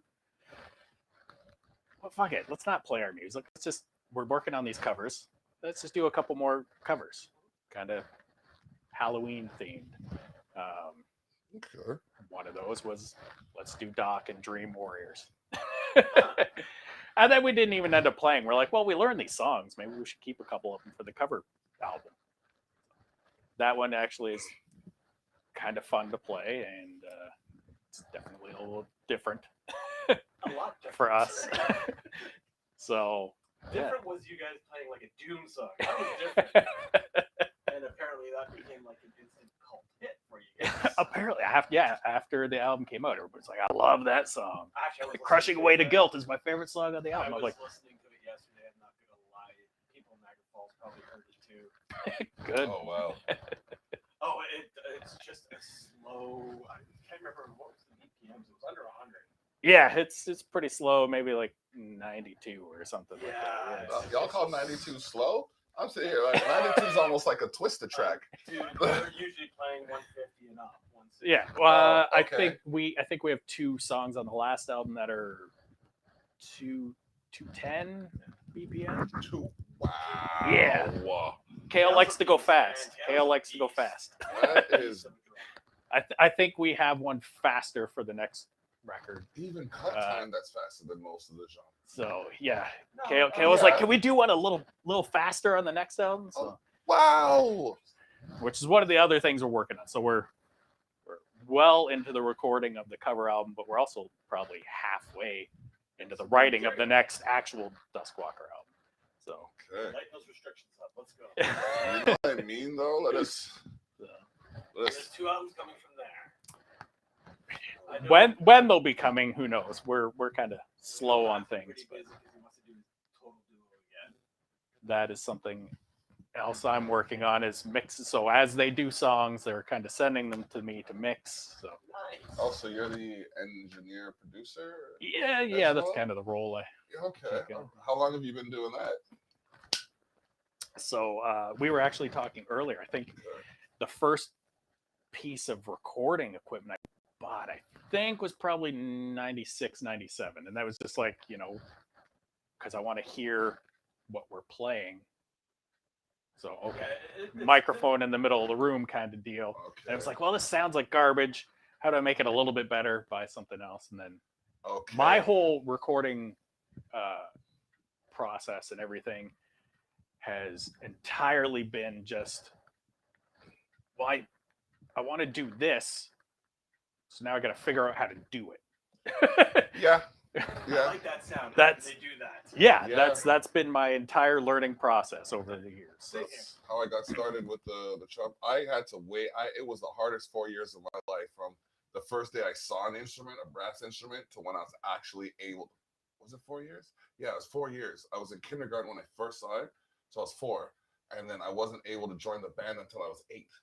So for 4 years, every day I went to school, I would sneak in, I'd look at it, I'd like, My dad forced me on the drums at the age of 4. By the time I hit the age of 12, I said, "Fuck that noise." I was dancing. I was It dancing. was not for me. I was dancing. Yeah. I didn't get into drums. Drummer, so he's like, "You gotta do what I'm doing." No, Nah. I don't want to do that. Oh my gosh, my daughter would hate me if I did that. She's into art, but she does graphic design, like graphic art. Like she likes the drawing, and she's writing a comic book right now, and she's gonna draw the That's graphics awesome. for it. Yeah, she's 11. I'm just like, where'd you get this from? Like, where, like, I'm in a different. Oh, wait, he's not there. We really don't need him. Oh, Yeah, We're Yeah. around each other. yeah. We also have distance between, so we can actually just monitor this. That's hopefully we much can easier. still hear me. Yeah. Okay, I'll just hang My this right first here. recording setup was an old Tascam cassette tape. Yep. It was an 8-track cassette tape. I still And have. then, I would be a microphone up to an acoustic. And then I would just distort the hell out of the channel to add some fucking distortion. This is like the 14-year-old me thinking this stuff. So it was extremely lo-fi. I still And have then my things like Song Pepper came out. tape deck. I'm like, oh, wow, what the fuck did he do that. And Yeah. you flip the tape over because they were using the same fucking Yeah. thing. Yeah. So we'd flip it over. You do get a little couple solo, extra flip it back. tracks. Oh, yeah. Flip it back over. Violin. Oh, awesome. Yeah. See, for me, it wasn't even layering the instruments; it was just adding the different songs to it. Like, I literally started making mixtapes on tape. I think I still have the Kenwood system behind these video games that I used to do it on, and I'd sit in front of the TV or the radio, and I'd wait for those mixes, those hours where they played nothing but the hits. So I'd be sitting there and just like, yeah, okay, no, don't like that song. Oh, I like this one. Just hit the record and just like, you know what I mean? Wait for the whole song and have to rewind to cut out the commercial. You know what I mean? Hope they didn't talk over it. Yeah. Because once they talk over it, you got to delete and just wait for the next one. I can teach you that one. Of course you can. You got. I had a relative that had an old 8-track that could record. I still have an 8-track LP That's downstairs. No, I'm old. My favorite thing to record on was the old reel-to-reels. Those were fun. Challenging, but fun. Never used them. Yeah, Would be. we're not into that. Nerve-wracking. Oh, They spin. I've heard. They spin. Yeah, because like if there's a weak spot to take it out. Yeah. If it doesn't break, it will stretch out. You gotta listen to it back and you're like, I didn't do that. What the hell? Yeah. Yeah. And then I think my first round of the digitals when Line 6 came out, the very first Oh, UX yeah. one, and I still have sitting it at home. All it needs is a new fucking volume pod put in, and it works fine. Yeah, Charlotte, we'll get you back. Don't worry. Oh snap! We got Charlotte, someone. she's a singer from Effects may vary. out of, Yeah. Newmarket. New market areas. So we gotta throw that up there. Thank y'all for watching. Yeah, thanks, Charlotte. I'll get We you back, appreciate don't worry. that. Yeah, we were supposed to have her in last week, but like because we had to do a bit of an equipment switch up and my phone became one of the phones, I wasn't able to get her in. But it's nothing but love, you know what I mean? We still got you here. You know, Facebook.com/effects-may-vary. Yeah. The effects literally effects may vary. It's another great marketable name because it's spelt the right way, so there's no confusion. Except for effects and effects, but if you say FX, you still get it, right? But yeah, and it's just literally I asked them that same question before the answer to that question, and they're like, "Yeah, no, you get a little bit of everything." Like, and they literally do like their newest song coming out. It's all kind of clean. And oh man! But I love the lyrics to it. She's Yeah. singing to somebody she knows about pill addiction. It's great. Second stage is still like I like that just the way it comes together. But it starts with like this real nice. Oh, nice. Yeah, it starts with this real nice guitar lick. Oh my gosh. Yeah, man. I still have my very first Line 6 sitting up there. I got my preamp. I have an old one sitting in my car right now. I'm very first generation. Yeah, mine isn't that old. So here's a question for both of y'all. What is your oldest piece of equipment? Technological equipment. Oh, for recording in that? Yeah. I still have my old 80s, mid 80s, early 80s Tascam. Okay. Okay. What about sitting in a drawer, and I'm pretty sure I still have tapes for it. Wow. What about you? The oldest piece I probably have still kicking around. I think I have a multi-effects unit, a DoD FX7. Oh, Yeah. Wow. Okay. I have one of those kicking around. That's probably like the first digital thing I ever bought. Okay. You know something? I didn't buy a multi-effects board until like about a year and a half ago. Really? They're still speakers. I'm still old school. I run 2 pedal boards, one in the front of my amp, one through the effects loop of my amp. Yeah, I'm done doing And then I'm that. like, okay. Like fuck all that nonsense. Line 6 died. I'm like, I like the sound of the Line 6. I can manipulate it to be my tone, the way I want. Yep. So I'm like, okay, so I went and bought a HD 500X pop used. And I'm like, damn, I love this thing. And then I paid the $100 and got the extra shit with it. Yeah. No, Line 6, I don't mind. Mine are speakers. All I use now. Yeah, Definitely and that's what made me start to think. I'm sitting there listening to your tone. Huh. Yeah. That sounds pretty good. Just pump through the fucking PA with nothing. Maybe I should make a zero rig. It's just my pedal board, pick it up and go. So if I'm going to say like play some backwoods freaking club that's 50 stories up, I'm carrying this. I ain't carrying my 412. Fuck y'all. Because I Yeah. have bass amps, so they're heavy. Well, yeah. So back in the day, I used to like rock a pedal board that was whatever, like 3 feet wide. So, but maybe not quite that big, but or at least not as many pedals. Yeah, he's ridiculous. But yeah, the huge pedal board with a whole thick thing of cables going to a bass amp, a speaker cab, another speaker cab, another head. Like, it's just like, how much gear am I going to bring to carry up 2 flights of stairs and play for 12 people? Oh man. You're playing out of town. I have 3 rigs. It's just like, it depends what I'm playing. If I'm going on one level, I'm bringing like entry. If it's like right in, I can bring both sets of speakers, the PA, we good. If I'm going upstairs, I'm bringing whatever can fit on that cart. If I'm going up more than 2 flights of stairs, y'all better have the equipment there. Nah, sorry. My main rig that was for 20 years was a custom PV 300 combo bass amp. Oh, the It got PV. custom into a head. nice. So it got cut down. It still weighs more than my 15-inch freaking Yorkville. PVs are heavy. Yeah. Like that gets paired up with my 15-inch speaker. That's my bass set I find that that I've had for decades. I find that PV makes some heavy fucking shit. And Bro. then I just upgraded Oh, yeah. to a MPEG Pro VST3, and I use that a lot for just recording because it has a direct out, so I can get that nice warm tube. Yeah. And bass amps have so much better control over EQ that Yeah. Yeah. But yeah, He sounds like he just had a good meal.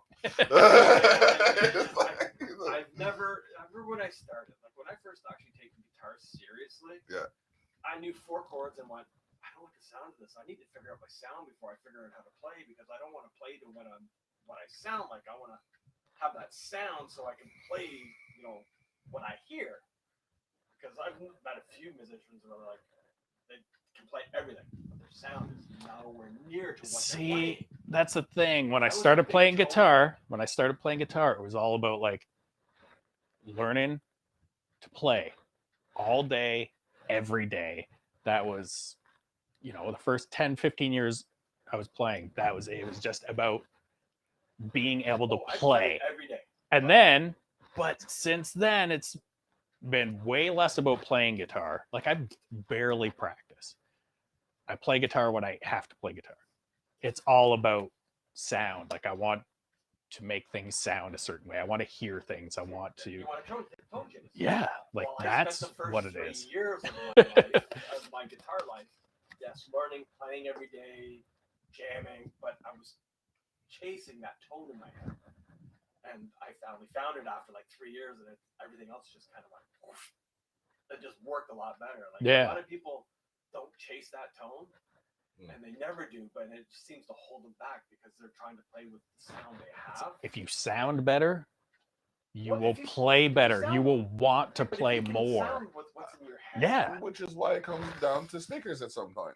It does. I'm actually at some he gets his points. sound. I've got rid of speakers. He doesn't Well, really. monitors. I have.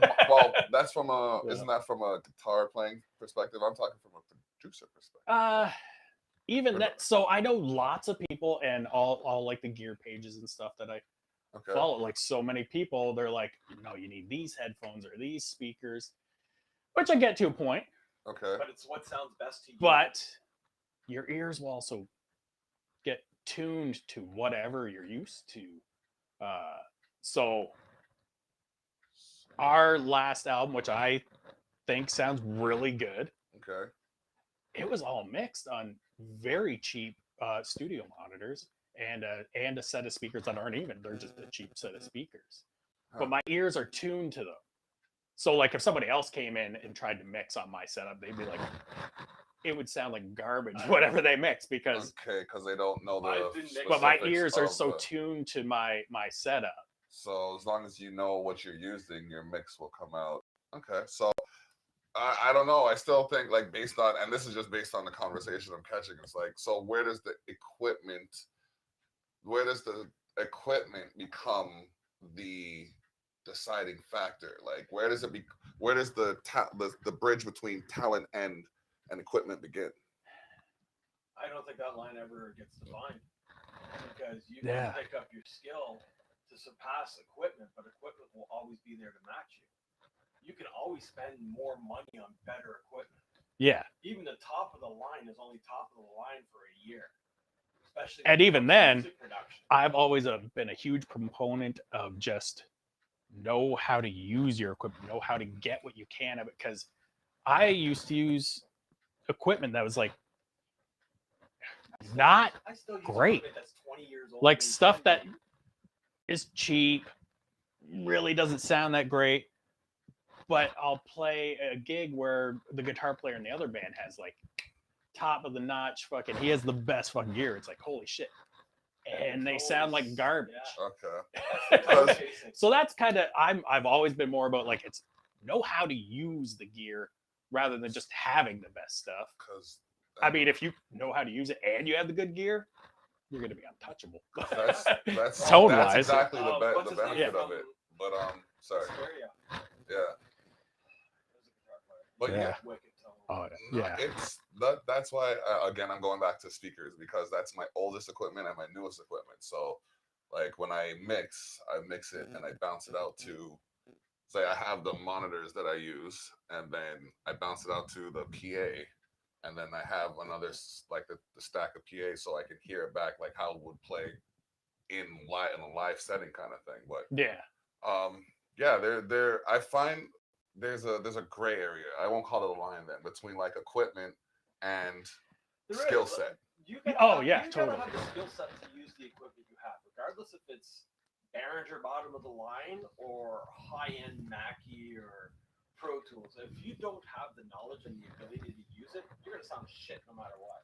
Like honestly, Yeah. you're just gonna sound garbage. And there's millions of albums out there you can put on where they're playing in like prestige, like Beatles, freaking studios with all that. Yeah. Like a shitty engineer. Yeah. And then you have bands like Tom Petty that, go rehearse for 2 weeks and go lay tracks on a freaking 16-track tape machine with an engineer that can do it with his eyes closed, and you get multi-selling million gold, platinum, albums. And he did it also with cheap machinery too. Yeah. Yeah. If the knowledge behind the machine knows what they're doing, you can make anything sound good. Yeah. Like anything you hear of mine online, it's all done with a set of headphones. No monitors. Yeah, I guess it's what we learned. I don't want to strain my brain with the monitors. I'll mix or with the headphones. I'll mix and then I'll listen to it in the monitors, but to finalize. But Yeah, like, see, I tend to try not. I'm not a huge fan of wearing headphones. Yeah, last hour and a half shows that. Yeah. He's like, my fucking hair, man. I can't believe you're gonna make me mess it. No, I'm playing. But yeah, I'll throw them on just when I have what I think is a pretty good mix going on. Okay, now what does it sound like in the headphones? Yes. Or if I'm tracking guitar, okay, these parts are a little bit much, and I really need that click like exploding in my head to be able to like nail some of those parts. Headphones are on. You have musicians that sit in the studio with the monitors cranked so loud. See, that's how I prefer to track as much as I can. Yeah. Oh, so, yeah, that's how Like I just want that stuff just blasted loud and you feel it. Yeah, the guitar. Yeah, but like personally, when I'm in a band setting, okay, you guys do your stuff. Record it, make me a scratch rhythm track, so I can go home, sit down with it, and I can play with it. So I'm not wasting anybody's time. I can sit home and play with it. And go, okay, what do you think? Yeah, okay, now let's record it. Because I gotta find out where I fit because it's not always the same when you write. I find when you write it and you're sitting around in the jam space, you write it, and then you go in the studio and you're like, yeah, that didn't sound as good as it did over there. What the fuck? Yeah. You gotta switch something. You know what I mean? Actually, a great example of the headphones versus the monitors, because like I said, my preferred method is crank it and play along to the coming out of the speakers. Okay. But when I was tracking guitars for one of the songs on the cover album, it's an old Metallica song. Why am I not surprised? So that's probably the least surprising song on the album. It's just really fast, and the drums, because Lars plays It's not odd. metronome. Yeah. So Kale's trying to, match that same kind of drumming, and it's weird. So that was like headphones with the metronome cranked because I needed. Yeah, I Lars needed is it not to- really in time, but what he does, Yeah. it's weird. Like, So, like, trained his musician snare- listens to Metallica and they lose their fucking mind Yeah. because it's So his not- snare hits are on the upbeat. So instead of doing this, that's where the snare is. So trying to track to that, just like blasting through the monitors, and then like, I nothing but can't- downstrokes. because I end up playing to that snare. Now I'm out of time, even though it sounds like I know what song you're talking about now. Maybe. They have one okay. famous song that's actually Maybe. the snares on the upbeat and it's all down. maybe. That's another pretty. That is a very unique thing to him Serious. because even like the most seasoned musicians have problem playing that for 7 minutes. It's Yeah. all downstrokes, because you want to go back up. Yeah, you do. Wow. I think I know what song he's talking about. You might be wrong. You might. Well, there's not many songs with the snares on the upbeat. That sounds like the name of a good game show, though. You might be wrong. What's in the box? Yeah, you might be wrong. Put your hand in and take a feel. What's in the box? If it bites, it's not a Oh, man. You got to sign this waiver first. Sign this waiver. Now put your hand in the box. Okay, there we go. problem. Where's LG? We'll get him to put his hand in the box. Oh, man. Where is LG? He's downstairs. He hasn't come up. Like, I got Mike here for him and everything. He's probably getting ready for cooking with LG, or LG's cooking. We got that coming up in a bit. Yeah. It's gonna be tasty. It's gonna be tasty. Damn.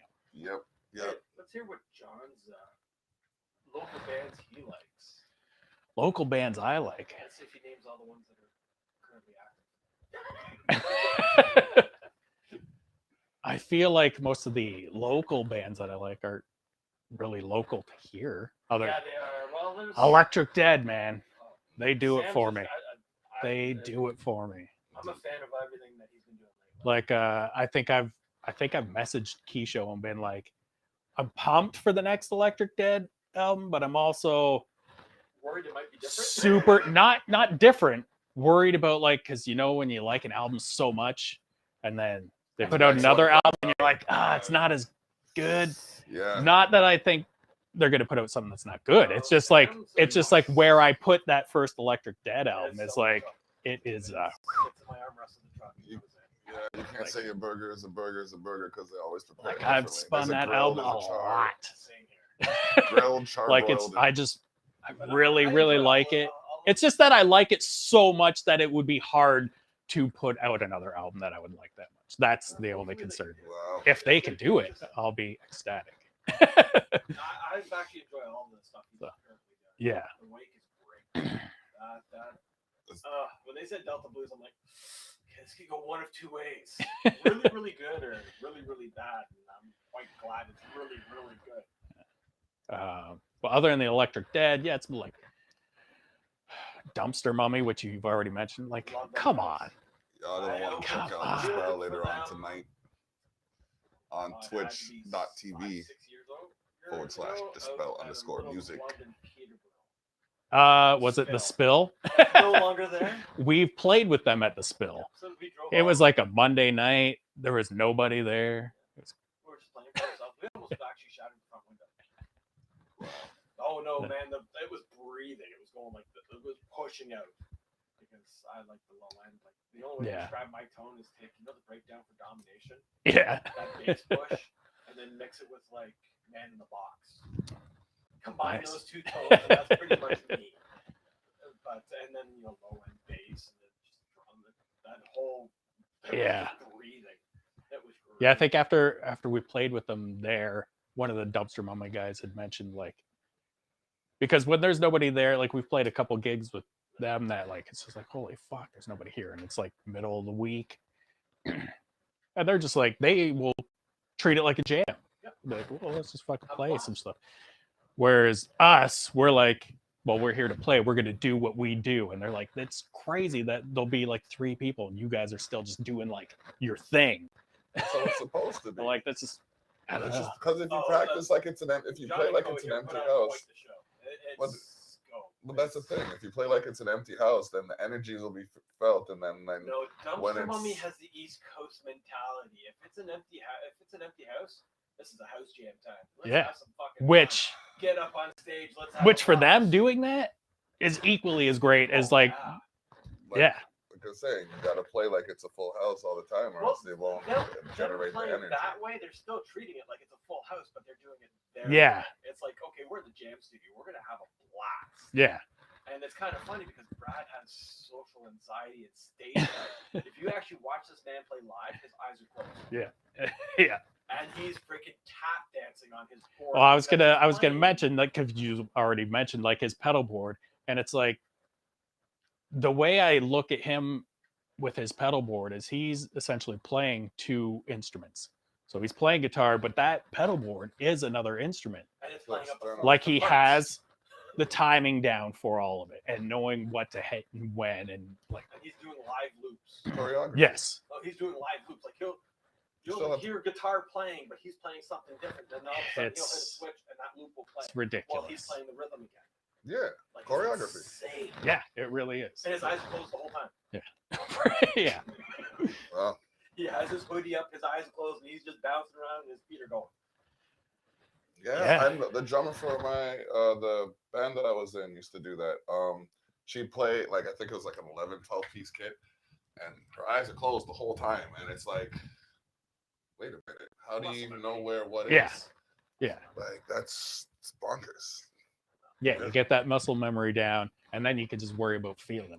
That's the bad thing about guitar. Because you're you remember like 4 or 5 chords that just, usually the first chords you were working on, and when you're bored and you don't really want to play, all of a sudden playing those chords that you hate. So not so much chords for me, but it's like doing lead stuff, like when I'm trying to write solos and stuff. It's like you're always going back to the same handful of patterns. So it's like, okay, I've already used that pattern a lot, so gotta.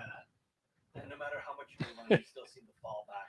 Yeah, because you've been doing them for years.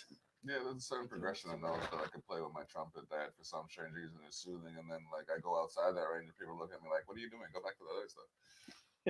Okay, cool. That's simple. That's basic. You sure? Yeah, man. Do that. All right. Cool. Well, it was like when I was downstairs and DK was here, and I was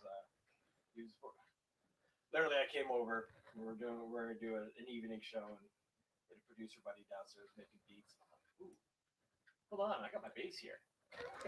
And I started playing lines like, yeah, just play that. Really? This is just a simple bass line. Like, come on. It doesn't have to be complicated to be musical. I start doing some double tap. No, play that. He's specific. Oh, it sounds great, and it was fun once I found my groove in it. But yeah. It's kind of. Well, that's like you put on that producer hat. Sometimes it's like, no, just trust me. When I put all the other things, it's gonna sound awesome. A musician. Like, yeah.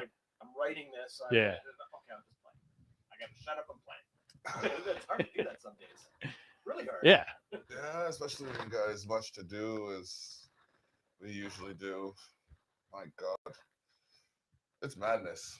This is supposed to be my living room, as you can see. It's like just full of gear. Just gear. This is like my administrative shit right here.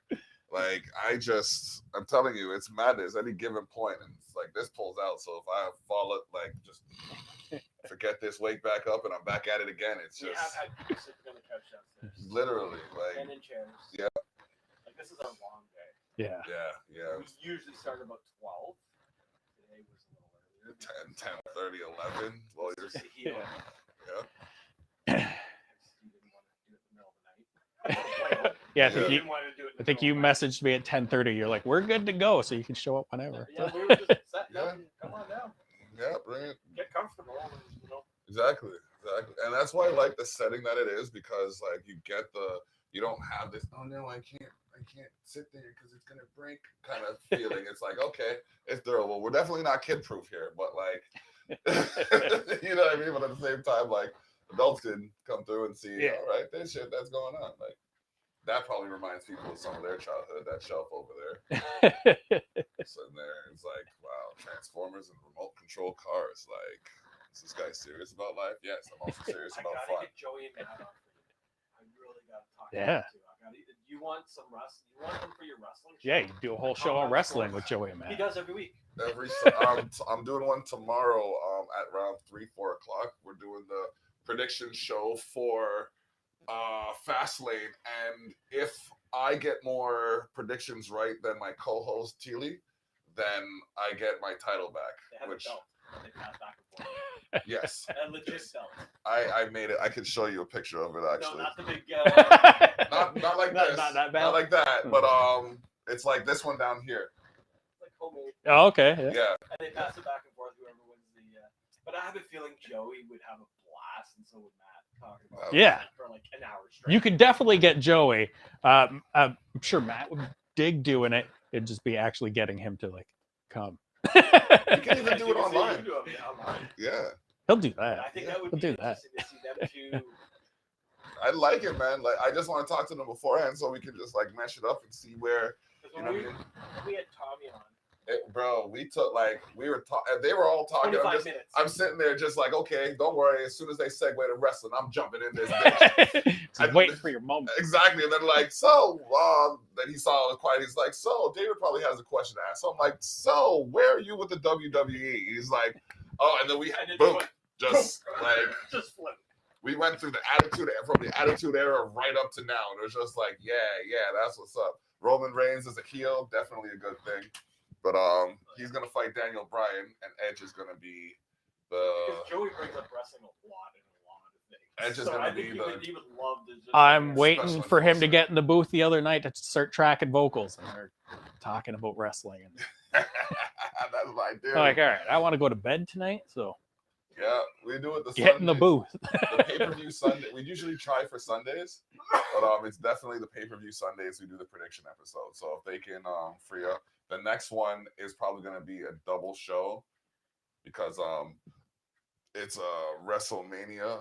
No, next one is Fastlane. The one after that is WrestleMania. That's why I haven't watched wrestling since I think '92. Bro, it happens every spring. It's like the showcase. It's been of the longer than that immortals. for me. Dude, after I worked the WrestleMania at the Skydome, that was the last time I watched it. X8, I think it was That's with Bad News Brown. Edge and No, Edge wasn't even there, man. It was Yeah. before Edge, dude. no, it would have had no. Ultimate Warrior. Yeah, that was my time. That Black one. Volkov. Oh shit. Okay, And that then was all like these men behind stage in their workout center. Skydome. You said Skydome. I was thinking ACC. Oh, they were popping needles the whole nine. It was great. Oh, great. Yeah. Well. You know, the steroid era was just before that started kicking in. Well, I That was the mean, start of it. And that's when I realized Nikolai Volkov was a very large man that swallowed a barrel. His fucking chest was out like a fucking barrel. like Like, that was crazy. a big dude. I'm Yeah. like, and I was a pretty tall kid, and I'm looking up like this, going, "Fuck me." But from the 80s, like the 80s to like the early 90s, they were like Flying anywhere Brian. from fucking like Flying Brian was like 215, and then you had Earthquake that was like 380 or some shit like that. Abdul the Butcher. Holy fuck. George the Kamala, Animal- The nicest person I ever met in wrestling was George the Animal Steel. the buckle He biter. acted like crazy, but he was well educated, well mannered, and well spoken. It was amazing at how much of a flip it was. The buckle biter. Yeah. And it was the same thing with Roddy. Oh, Piper? Oh man, I can only imagine Came him. from Rouge Hill. Oh yeah, he was Canadian. Yeah. He was born and raised in Rouge Hill, Oh shit. around the corner from where I live. Ain't that something? He was a really nice guy, Yeah. and he was another one. Really, like, say, no, I'm not that good. Really, dude? He's You know one what of I mean? Like, One Yeah. of the best to never get the world heavyweight title. he should have, Yeah, a couple of times. right? But Yeah. anyways, Piper's these, Pit. these are conversations you need with Joey. Yeah, man. Joey would be right here on the edge. Yeah, you guys are just. He'd be sitting up, and the vocal level would be kicking. Oh yeah. Oh man, that is great. That is great. Hey, like we have like, oh my gosh, there's the Terrell Effect, Candid Conversations, Daddy Daughter Time, Tough Talks with Tilly and the This man Block, is a and the business. Savage Circle. Apparently. Yeah, so there's 5, at least 3 of those 5, 3 or 4 of those 5, you can have him on for this conversation. Joey would have a blast doing wrestling. Yeah. Oh yeah. Next week we have Shannon on. Oh yes. Our Yes. Muppet maker. We're getting Muppets made of us. Yes. Oh, that's awesome. It is. Do you know how freaky it is? Bro, like it is like I was there in house and I saw one of them and I'm just like, that's me. Oh, dude, I'm that. It was. It's pretty surreal. It is, bro. Like even when I walked in, there was no question as to who God. that is. There's absolutely you need to hold that up to the camera and put your face close to it. There is no question as to who that is. Like, seriously, it's insane. That's awesome. You know what I mean? Look at me. Hold on. Watch me. I'll get real close. Tell me you can't see me as a puppet in that shit. Like it's insane. Like she said she was making these. I'm like, what? Yeah. That's awesome. No, it's kind of scary, freaky. There was a couple of people who, you know what I mean, came to mind when it was like, they're like, oh yeah, I'm like, oh, because whenever anything good happens to me, I like to share that shit with people. So it's like, who could I think of? And we were working, and it's just like, oh yeah, this guy is a puppet. It's gonna be fucking great.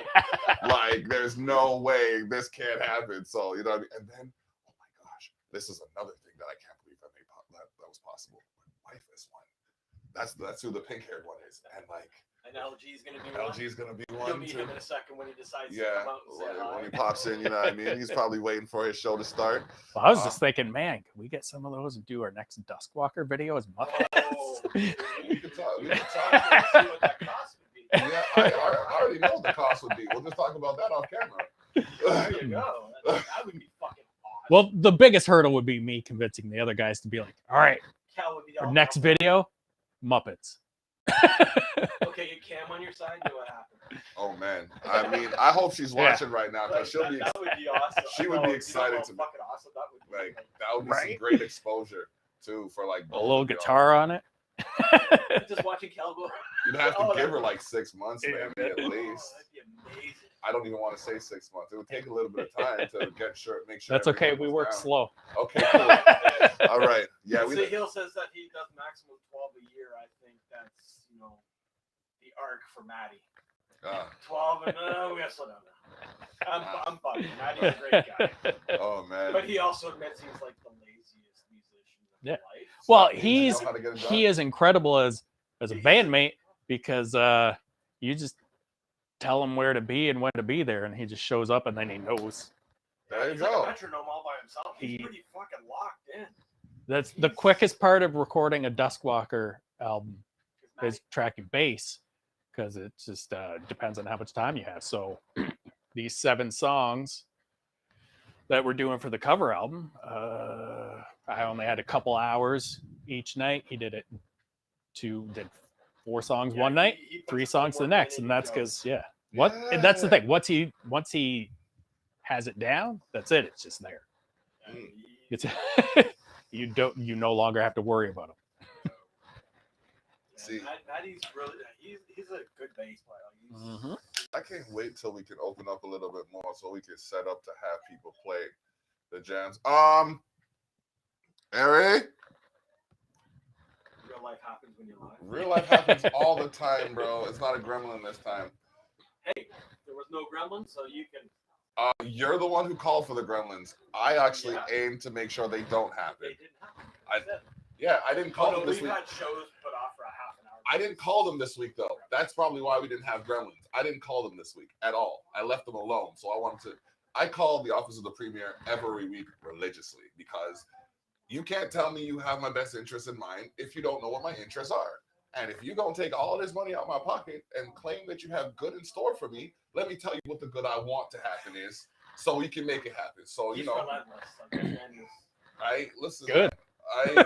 you have a problem with the political office, let me know. Like, I got the Charter of Rights and Freedoms hanging up in the front foyer for a reason.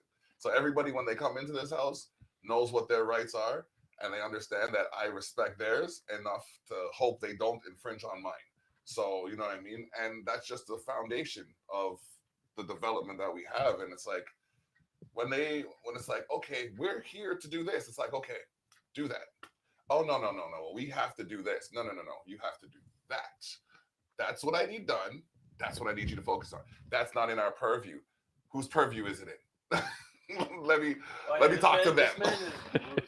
Like, you don't even want to get me on the phone with a corporation. I was on the phone with Samsung the other day about my watch because it said that it's a smartwatch and it's a very good watch, other than the fact that it said it calculates elevation. So I'm walking up and down my stairs like, yeah, I'm gonna get my stairs. I'm gonna get my steps in, up and down the stairs. No elevation steps.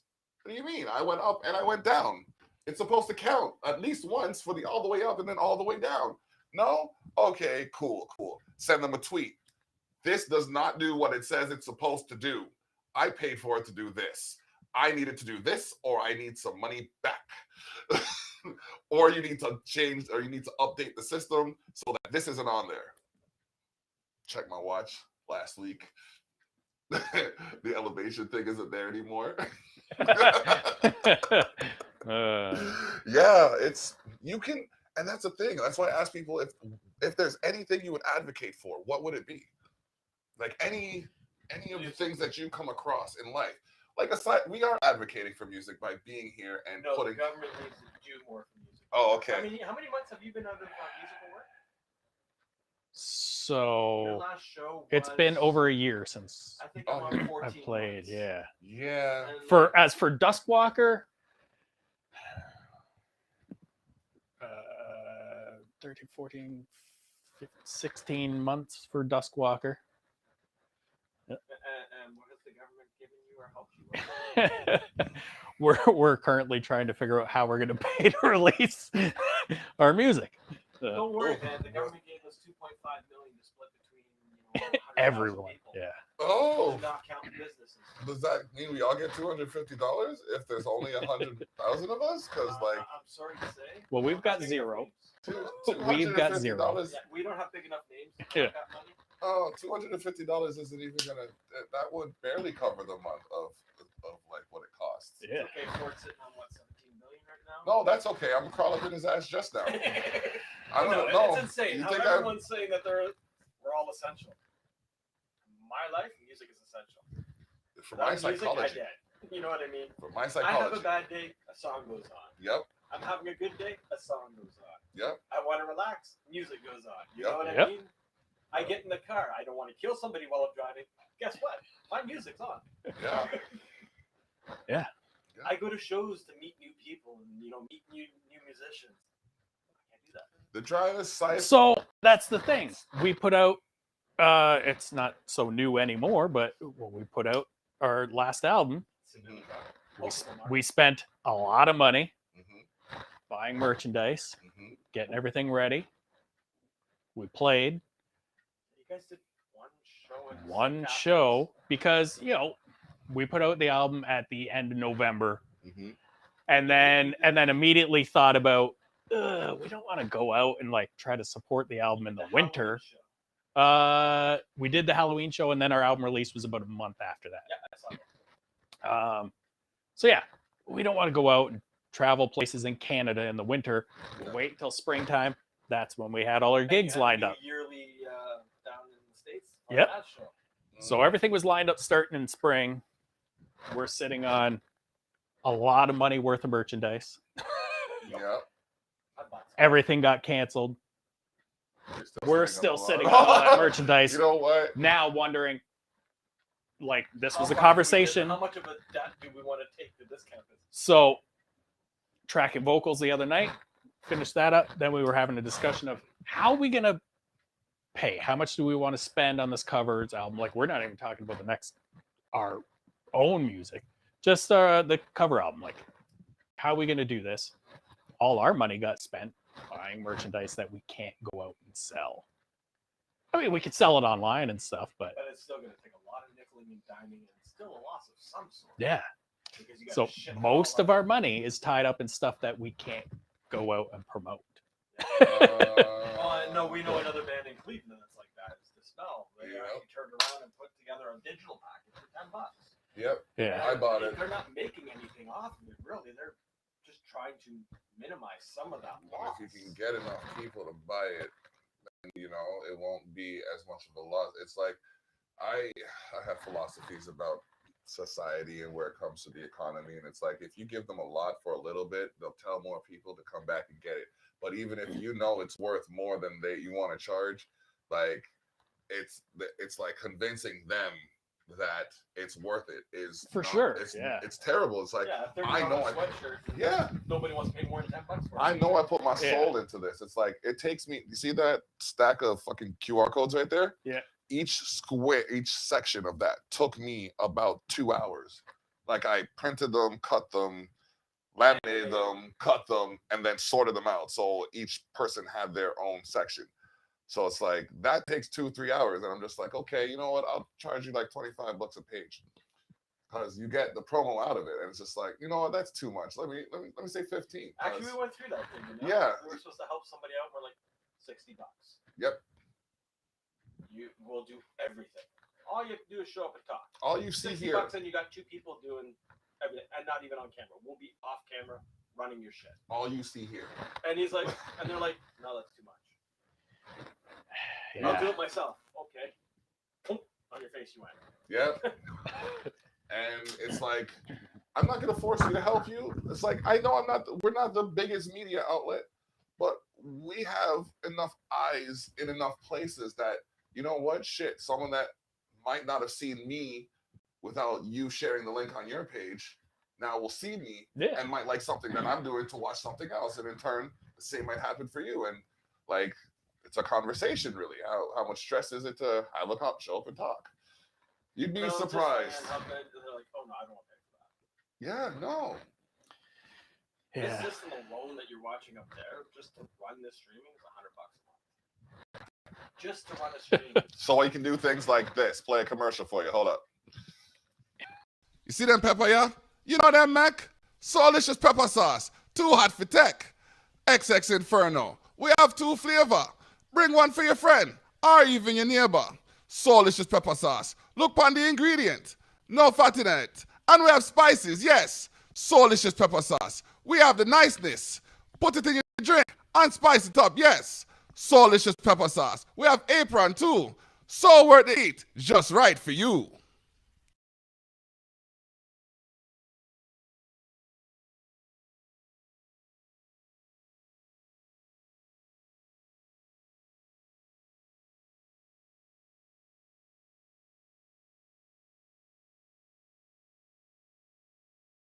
All right, we're back. And it's just some of the shit I've seen. It's been like I was stupid. Yeah. Like, here, I'll help you guys. Okay. Now, can you come help us? No. No. Oh, that's the best. That's the best. It's not even like that. It's I'll help you and I'll help you. You know him. I'll help him. I'll help you. I'll help her. I remember one time I was working with this group and I was working with the one guy constantly, and then he introduced me to a bunch of other people. So I'm like, okay, you guys are a little bit disorganized. Let me utilize my capacity to correct chaos and line everything up. So we had everything lined up. Each of them had a release lined up. Each of them had videos lined up. And then I was supposed to help them with the release of it because of the podcast and everything. Well, didn't the one guy become a prima donna? In the music industry, we call it LSD. Yeah. Whatever it was, my dude got so crotchety. So like that disease so many times it's unreal. No, oh man, it's a tough one. It's hard, bro. I've ripped up contracts because of it. I got to the point where I'm just like, yeah, no, click, podcast done, everything done, I'm done, bye. Now in the music, like, as bands, it's horrible.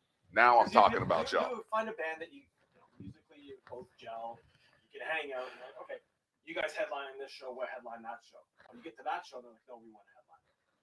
This is the deal. That's your area, so you headline. This is my area. What? Yeah. No, it's just Yep. Some of the horror stories that I go into. I don't doubt them. John, I'm just not gonna say anything. But you come from a more. I think your time was a little bit more polite. No. Really? I've seen bands beat the shit out of bands. Yeah, but that's 5 minutes too long. But that's more direct. Okay, more direct. Back here, like up now, like it's like, oh yeah, hi, how you doing? Let's be good friends. And then behind the back, it's like, oh, that guy over there, man, he's fucked in his head, son. Oh, that's been going for 30 years. You don't even want to work here. And it's like, wait a minute, but I didn't. Why smile in my face and then stab me in the back? Here now. Yeah, it is. Let's be honest. Oh my gosh. It happened as recently as what? 6 weeks ago? Fuck. I've been through it a few times. Oh, I'm too many times. I was part of a local band, and I won't talk about the exit, but you know, it was a good thing until certain things happened, and that was it. LSD. Close. Oh. Oh wait, hold on. LGD. I was gonna say, guitar players aren't that much better. That's the thing. I've kind of corrected myself from when I was younger. I wanted to be that guy that does the solos and to the point where, fuck that. I just want to sit back here and have some fun. I wanted to be the go main up there and do something. Let the singer go act like an idiot. I'll just sit back here and play. Nah, but the thing for me, I wanted to be the main eventer, and when I was the main eventer, I wanted to open. Fuck that shit. Nah, because when you're the main eventer, not only do you gotta wait for everybody else. If you're the first one there, like, what are you doing for 3 hours? If it's drinking, by the time you get on stage, you're sloshed as fuck. So then it's just like, I don't really feel like doing it. Oh well, yeah, this is me. And it's just like people are looking at you like, why are you even on stage and shit? So I've been through a few of those shows. and it's worse when you have to bring the fucking equipment. Oh my god, then you gotta wait Well, till then I'm the kind of musician, even if I'm the first opening, and we did it at the last Wretched Fest, we were the opening act. So we were there at 11 o'clock in the morning. We did all our setup, our quick little sound check. Never mind the gremlins that went on with that. But the gremlins that went on with our show, and I think we left at like 1:30 in the morning. Because I'm the type of guy, okay, I open the show. Yeah, I'm watching these fucking bands. Because hopefully some of them are there from my spot, you know? I gotta watch everybody that plays. If I'm the first actor or the last actor. yeah, that's me. Like if you're on stage and I want you to follow up what I'm doing, like I want you to watch me, so I'm gonna watch you. That's just the respect that's due, right? You're bringing up a lot of stuff that I definitely have opinions on and comments about, but I'm gonna keep them to myself. Too identifiable if you say something, is what you're saying? Well, I don't know.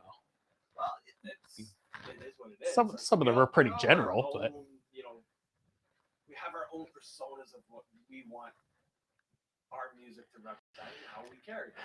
Plain and simple. Yeah, I'm different. Like if you catch me outside in the grocery store, I'm a completely different demon than when I'm sitting in front of my production set, because that's all my ego and my arrogance and like my chivalry and my benevolence, that's all combined into one. You know what I mean? That's out there. I ain't got shit to show for me. You know what I mean? Like I can tell you I have all that stuff, but unless you see it, it doesn't register. But when it registers, I'm just like, it's registered. I was always the one that just want to go play my shit.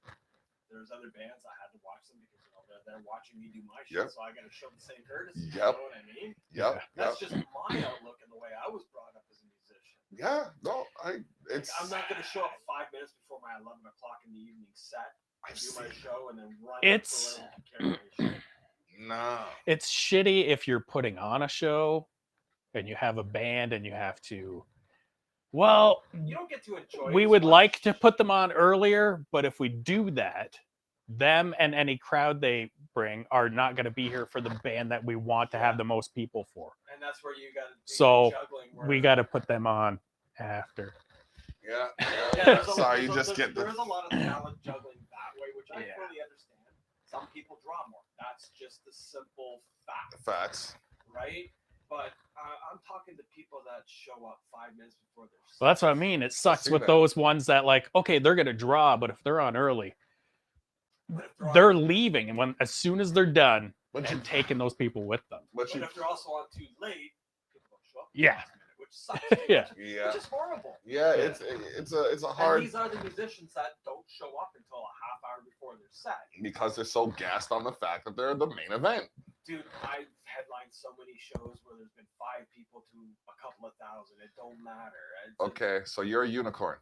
To me, it doesn't matter if it's one person or 1,000. I'm still there to do what I'm paid to do. Exactly. Let that be beer or cash, but you know what I mean? I'm there to do something.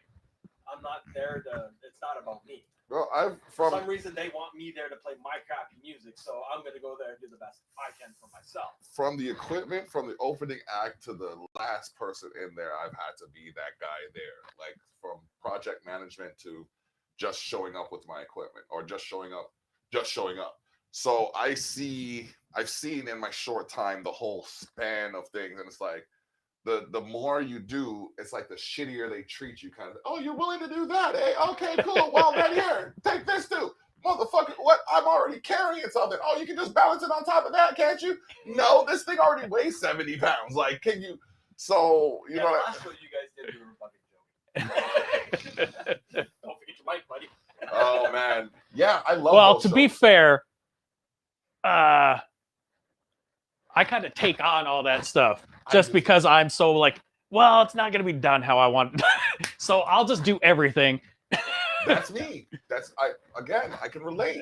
I'm not like, yeah, because sometimes you just can't get like the response that you want. It's like, okay, I want you to bring up all these cables, and then the one cable you need isn't there. It's like, fuck.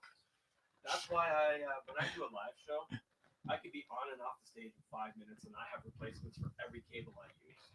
And I even have my own 100-foot fucking XLR and everything, just in case the sound guys. See, there's a good chunk of like when we play a gig, we bring a lot of gear. And there's a good chunk of that gear that we're not going to use. It's just in case. We've all played enough that it's like, well, this might fail. This might fail. I don't want that to be the end of our set. Like I've been to shows where the sound guy has shitty ass chords. Like, I mean, cutting out while you're performing. I've been that sound guy with shitty ass chords. It's not good. Like, people look at you like, what the fuck, bro? Like, get this shit together. It's like, hold on. I thought I had it together. It's just the system. There's too much power. Hold on. Let me fix. I got another one. Hold on. Give me a second. It's just like, that's the worst. Because I remember I was playing a show and I'm supposed to set up for everything. And I'm just like, okay, I brought unbalanced cables. Nope, you got to have balanced cables. Fuck, you didn't tell me that. So the whole shit, like the whole time I'm spending like 15, 20 minutes trying to get the right cables plugged in. And then like everybody's looking at me like we were supposed to start 10 minutes ago. It's like, okay, yeah, but I can be on stage in 5 minutes and off in 2. Yeah, I have it all set up to where my pedal boards go on, off to the side it goes. I can rip it down when I'm off stage. Nah. I don't want to inconvenience Yeah, the people behind that's me. I don't want the people in front of me to inconvenience me because that 5 extra minutes comes off the tail end of the show. You know what I mean? Like I've always been get everything off that stage as quickly as possible. Yep. So that you can tear it down in the corner. Like I could grab my pedal, put it on top of the rack, grab it, Whole thing comes guitar, 2 speakers, we're done off the stage. Yeah. No, all right. What does the drummer have left to get off? Yeah. The drummer has the most stuff to carry, especially with the live set. I don't know. Ian had E drums. Yeah. They fold. We have Kale, so it's a whole thing. Is that a cage or a rack? Yes. He used to have a rack. He got rid of that because that was like technically it was kind of faster with the rack, but you would need 3 guys. All right, let's pick up and then get it on the stage, and then but it just took up a lot of room. Even for a small kit. Yeah. We'll show you some videos after. There are some videos of Kale playing. He does some drum throughs, some live. Yeah, he does a few. Kale's a pretty beat. He's a beast. Like, he's fun to watch. Yeah. He's one of my favorites to watch locally. The other one is Mike Hershaw out of Grimsby. Oh yeah. Because of mine.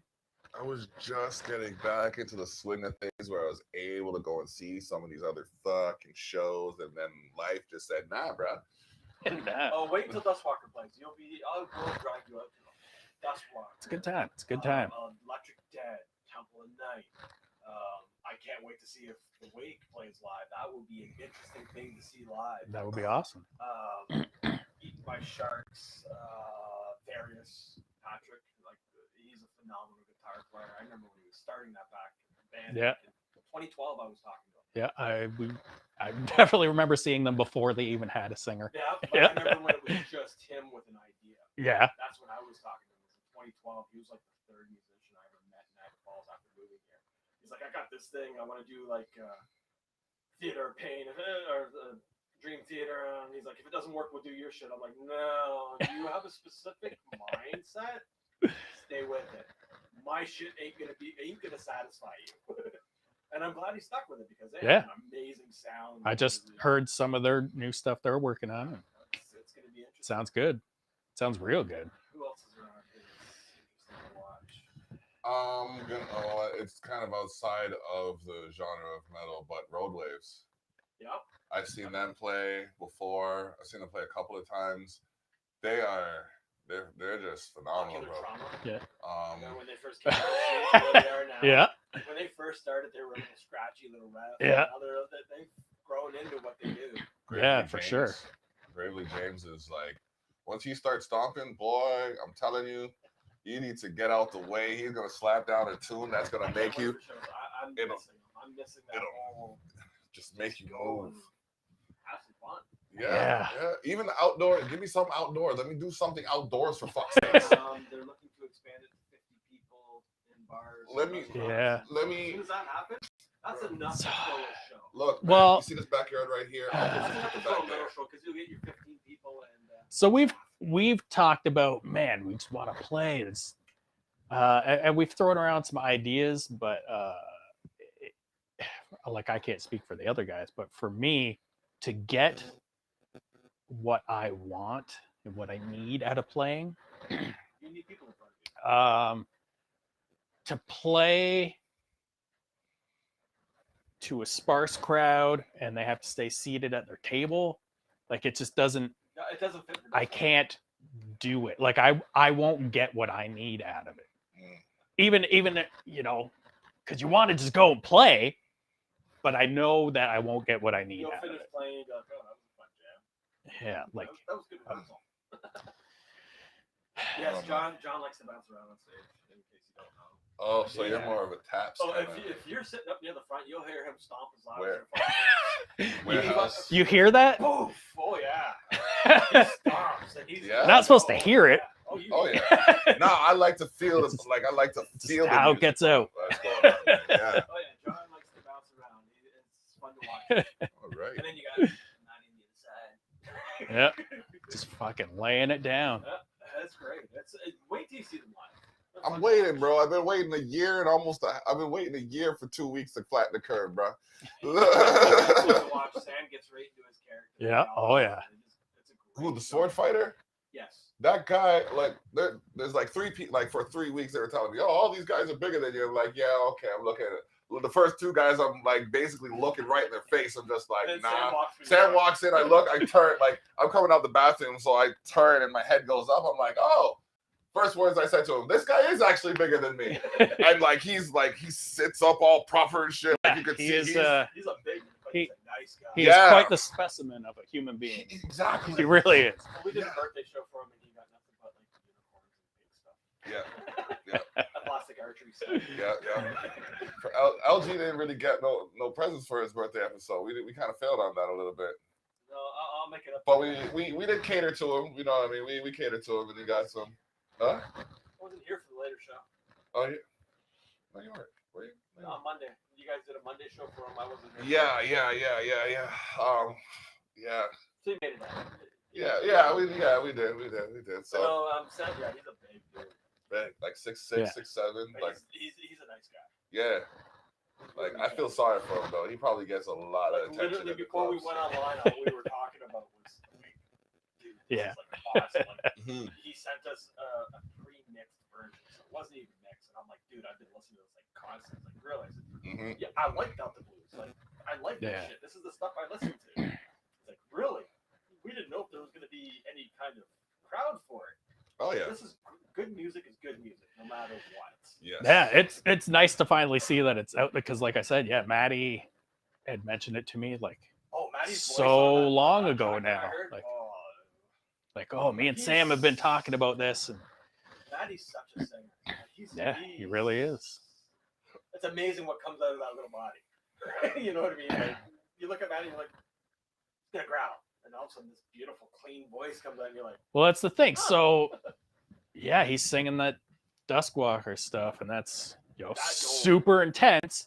And then we'll go play the following week and he's singing Journey, like he's singing Pat Benatar, like and like pretty much pitch perfect. Like, Yeah. I am not even. I don't sing. Like, same. I OD. That was no good. no, there's one song on the album I released last year that I sang on Cheshire Black, and it was called Blackout, and it wasn't even like a singing, it was more like a rapping soft and trying to be melodic. it was interesting because it's a very descriptive song, but at the same time it's just like I gotta have one, because I was going for something of every feeling kind of thing, you know what I mean? I got the empowering one, I got the soft one, I got the dance one, you know what I mean? So just like, okay, let me make something for my lady, because I don't really think I made something for her specifically. And then when it was done, it's just like, holy shit, did I really write all of that? She blushed. Dude, I can't stop writing. Man. Well, we're usually like already before we finish an album, we're already like several ideas and riffs into the next. So Yep. before we recorded the first album, there was riffs like The Crawling Tongue. That was started before we even started recording the first album. Yeah, sometimes you're like, this isn't fitting what we're doing, but we'll save that for later. Yeah. So it's like before, I have almost 90 ongoing songs. Yeah. Like we're recording the cover thing right now. We're halfway into writing the next album. No, I already have the ideas for album number 4. Okay, so when you say writing, you mean like structuring the chord progression with the instrument, or do you mean like writing the words for the song? So, or both? We have kind of various phases of the songs. Okay. Some of them are basically done, just need lyrics. Okay. Some of them had lyrical ideas sitting there waiting, and then when the riff or the song idea comes up, it's like, that's where that lyric is going. That's for that song. So we had like a lyric idea, the song title and the idea for the lyrics. Yeah. And then once it was like Joey brought in a riff. It was like, oh, everyone forgets that Joey is also a guitar player. Yeah. It was like, oh, those lyrics that we've been sitting on, that and Joey's like that's for that song. That's where that's gonna fit. And Joey's a doom sludge metal guitarist. Like he plays a little when he plays that so that what he brought in, that is exactly what that is. So his other band is like a doom band, right? Like yeah. Definite similarities then. I'm just thinking about my process because I like to find common ground. You know what I mean? I think that's a better way to kind of further develop. And it's just like I'm looking at what you do and what I do and where the similarities are, what the differences are, because there's a lot of media related dissonance between our genres of music. It's like, you know what I mean? Except for the handful of people that they want to be seen.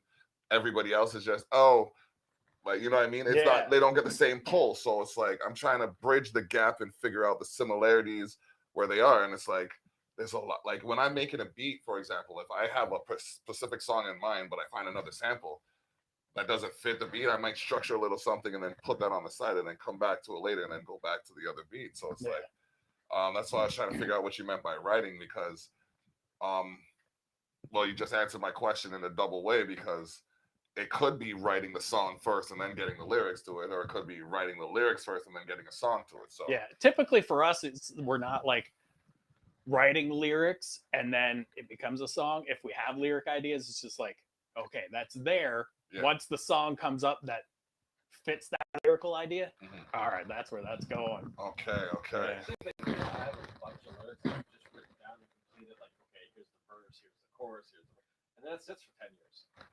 And then I'll have a piece of music and I'll be like, hold on, I remember, wait, that fits. Okay, that goes with that now. Type of thing. Yeah. Yeah, like 90% of our writing style for Duskwalker is me and Kale in a room, and then it happens. Hey guys, we have a half a song here. Yeah, kind of. Yeah. It's very much that. Yeah. Oh, I like that riff. How about we do this? Oh, how about that? Yeah. How about this? Okay, now let's bring the bass player in so we can see what he can add. All right, here's how it goes. Do something cool. And then they'd be like, well, how about you change this? Hey, we never thought of that. Let's try it. Yes, Like, that's you know what I mean? Like, you get the core idea, and then it's like, okay, let's see how anyone else can expand it for us. that. Man, when Maddie was still in the band, that was like his brilliance. Like, because it was still the same writing thing. It was mostly me and Kale, and then Maddie would be like, "Why don't you move that here, or try this, or maybe do this a little different, The or outside of the add a box. little thing in there." Bring that little bit of freshness back in, so it's not so just two-dimensional. Yeah. Oh, yeah, it's great when that happens. Like, when you write something, you know, this is great, and somebody comes in, why don't you try this? Never thought of that. Yeah. Let's try that. It's always nice to have an outside here. Yeah.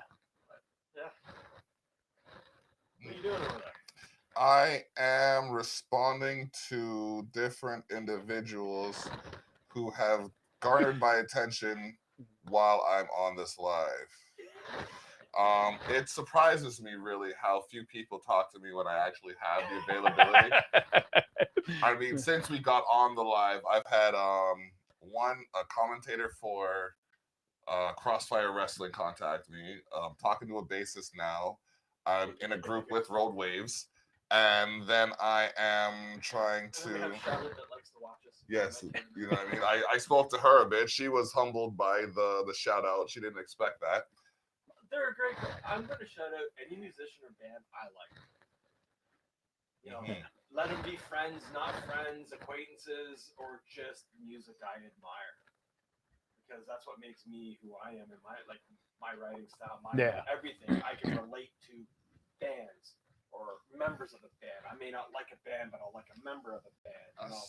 Like, I'm not a Motley Crue fan, but I can appreciate Nikki Sixx. The way it is for just me. the way he writes in that, it's phenomenal. He writes 90% of that music. The way it is There, for me. there may like, or may not be a Motley Crue song in this Duskwalker. He's striking the chords now. It's like, I'll say it how it is for me and how it is for the real perspective, how the real perspective should be as an artist. I'm not going to get anywhere without you. The three of you right now are going to be able to put me into a different position that I wouldn't be able to be in if it wasn't for the three of you. And when it's 330, 300, 3,000, it's still, you know, each individual effort that's put forth to get me to where I'm trying to be. You know what I mean? I'm going to put forth to get someone else to where they want to go. And when we garner that perspective, it's a lot easier. Yeah, there's some stakes in the grass. There's some ass hats. There's some douche wags. There's some twat waffles. But did you get them all? No, there's the clod hoppers, the numbskulls, the twits, the ninnies, ass hats. Did I say that already? My There's personal favorite. meat curtains. Oh my goodness. Oh man. I called one person a cockscab one time. That's a good one. Yeah, I'm telling you. It's me and my boy in high school, we used to go back and forth dissing each other, and we'd try to come up with the most biologically obscure things ever. Like, I called him a pus-filled cyst on the ass hair or the ass end of a rhino or some shit like that. And he called me some, I can't even remember. I put it out of my mind. It was so terrible. So, you know what I mean? But there's certain lines that you got to draw, and certain situations that's just like, oh, whatever. So I don't know, man. I just always start up musicians that I like. That's a great way to go. Your guys' music hits accordingly. I enjoy it. And it's, you know, the evolution's been great to watch from Maddie and Derek to what it is now, because that's how I found you guys. Yeah. Derek. And watching little shows in that, like the Detour show where we had to drag a guy off of Derek's leg and we're rolling out of the fucking railing. Well, this guy puts shows together. It's for Feet Gurgis from Livestock Niagara. So you might want to look him up. No, I think we're a bit much for livestock. Yeah. Really. I don't know. He's looking to expand. Yeah, we're a bit much for most people. So. Exactly. That's why we need this to happen, kind of thing. The metal scene in Niagara is not dead, but it's not doesn't have a strong pulse. Well, you know what I mean? Yeah. Like, does that make any sense? I keep hearing people talk about the old vintage. That was the metal scene back in the day and whatnot. And then when the geekery was briefly alive, there was a pretty good scene there. Yeah. Yeah, it's hard. I feel like I'm pretty lucky being in Duskwalker, where, you know, if we play, it's gonna be a good time. People are gonna show up. But yeah, outside of that, if I do go to a show It's that's stay not 15 Duskwalker, or the electric it's bed. rough, man. Or the electric bed. Eh? Yeah. Pack a house or Yes. crotch. Yeah. Crotch can pack a house. I'm sorry, you said crotch can pack a house. But I went and saw Gypsy Chief Goliath came and played down here. I was pumped. There was nobody there. I'm like, they're Like Slumlord, ridiculously good. Called Slumlord. They're from New York. They came up to play. And Jillian brought them up. There was maybe 20. And I'm like, damn, these guys are great. Like they were awesome. Or when she brought up Native Howl, came through Nag again. It's like what people? Yeah, it's What tough. else Like music I are you do looking feel at? lucky that when I play here, anyways, it's good for us. But it's Hard. it's hard going to shows and there's nobody there. Mhm. It's tough, especially when it's bands that come here from out of town. It's like they're never gonna come back, man. No. No matter how well they get treated. And like, we can't host every band that we want to come to the falls. Yeah, like And I wish these people would actually go out and visit the other shows. Like, what do we need to do? Some cross genres? Cross-genre Hip-hop promotion. and do it? Variety shows are honestly the most success I've seen is a variety show function where you know what, you could have 5-6 metal bands plan to play, but tell them it's a variety show. mini band. Have a couple people come on, play some soft shit. Have a couple people come on, do a little bit of hip hop or something like that, some R&B, you know, some adult contemporary, and then just slam them with the metal. Blah. Hey, we played with the CAC on the same bill. Yeah. That kind of stuff. Like, I that's find good. that kind of stuff to be more like most of the shows that I performed in the year and a half prior to the shutdown was variety shows, except for the handful of hip hop shows that I organized. And even then, I organized shows where I had someone like Chronic Spirit. He's a he's a very good guitar player. He can play electric, acoustic. He can play bass. He can play so many different things. Yeah. So I'm like, okay, you're my remember what they used to have in the old days, like Robin Hood days, the guy would walk around and play the Yeah, like a lute. Or yeah. something. I'm like, you're my lute player. You're gonna walk. Listen, man, bring your guitar, and whenever it He's starts gonna to be get the fucking tense and shit, minstrel. We had a show like that at the geekery. yes, you're gonna play your guitar. You're gonna go on stage and whatever. You're gonna play the guitar. You're gonna keep people interested while we get the stage set up. When the stage is set up, you go to the side. We're gonna go. You know what I mean? Have everything come on. But he played different genres of music. So I'd be up for some crossover stuff. yeah, We played a show with the Electric Dead in between bands. It was the Halloween show. It was Yeah, and they had that girl performers. doing the. All the performers in that. That was a sold out show. Yeah, That was a good show. that was a great Fun show. And then that was right after was your CD release. Yeah, Which was another great show. yeah. There was some King Diamond in that one. I cannot. Man, our album release show, I still can't believe the turnout It was for that awesome. show. Like, it That's the was. show I almost made you late for. Yeah, like that. Like we sold that out, and man, did we sell a lot of merch, and like every band was killer. Whew, it was a great night. I have an idea for you, but I don't want to talk about it on camera. All right, we'll We can save kill that this then. anytime, like, we Yeah, can man, buy we've been some here. time. LG's taking a rest because we got to get ready for that show. So you know what? Y'all got the Terrell Effect crossover. This is episode 225, ladies and gentlemen. 225 episodes. We've been here doing this thing. And that's the ones I've been counting. So for John from Duskwalker, is anyone you want to say anything to? No, I'm just Yeah, having a hey, blast you today. just It's great. came to geek out earlier. Yeah, All right, that's great. That's awesome. I got to It's I nice got to talk a bit with like a fucking super cool dude, and then talk about myself. So that's not much more I could ask for. All right. That's a lot of metal was talking about. Yeah, we did. I mean, like I realized I don't know as much as I thought I knew about metal, and like with what he's taught me in this conversation and what I've learned from you, it's like I can expand more on what I do know just from these interactions. Ice-T just won a Grammy for the best That's metal not a album. performance. Wow. Well, he gave up rapping. Yeah. It's all about body count, and I'm kind of happy. Well, Yeah. I heard him say back in the day, the metal bands had the mosh pits and stuff. He's like, they went over, I think he said he was on a tour with Public Enemy. And over there, he's like, in Europe, rap shows were like, it was like metal. Like, he's like, what? And once you see a mosh pit at your show, you never not want to play in front of a mosh pit. Yeah. And he was actually overwhelmed at how welcome he was into the metal community worldwide. I mean, it helps when the first album you put out as a metal album is fucking awesome.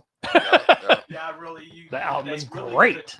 It's really funny because I never heard about them until I was in a metal band. I was compared to them. I don't know how. And I know then... how. There's literally one reason why. Hey, I didn't want to be the one to stay. But then I heard them, was just like, damn, okay, I can see where we're going with this. I think he's a better metal speaker. Oh, he's fucking great. Oh. He's great. All right. Yeah. All right. The Slayer cover was pretty good. Yeah. We got more to talk about. And it's going to be coming to you the next hour or two because we got to push off LG's cooking until it's sooner to the Savage Circle, which won't start till around 7. So, yeah, y'all stay tuned. We could start at 6 and then Zach can come in at 7 for the last bit. Or we could do that at 6:30. We'll see because I'm not exactly sure what time Zach's I may go have a nap. like I said, it pulls out. So, so yeah, we gotta get some rest in between, decompress. You know what I mean? And thank you for the time and seeing our scene. Check out sharetheshock.ca /issue-6, and feel free to, what did I say? Donations are accepted but not expected. They can be sent to sharetheshock@gmail.com. We've had John from Duskwalker, we've had DUI, we had DemonStealer, and DemonStealer. DemonStealer. Sorry, DemonSlayer is someone else. Yeah, y'all just I feel like I got part of my soul stealing from saying that the wrong way. Either way, we're gonna sign off until the next one. Take it easy.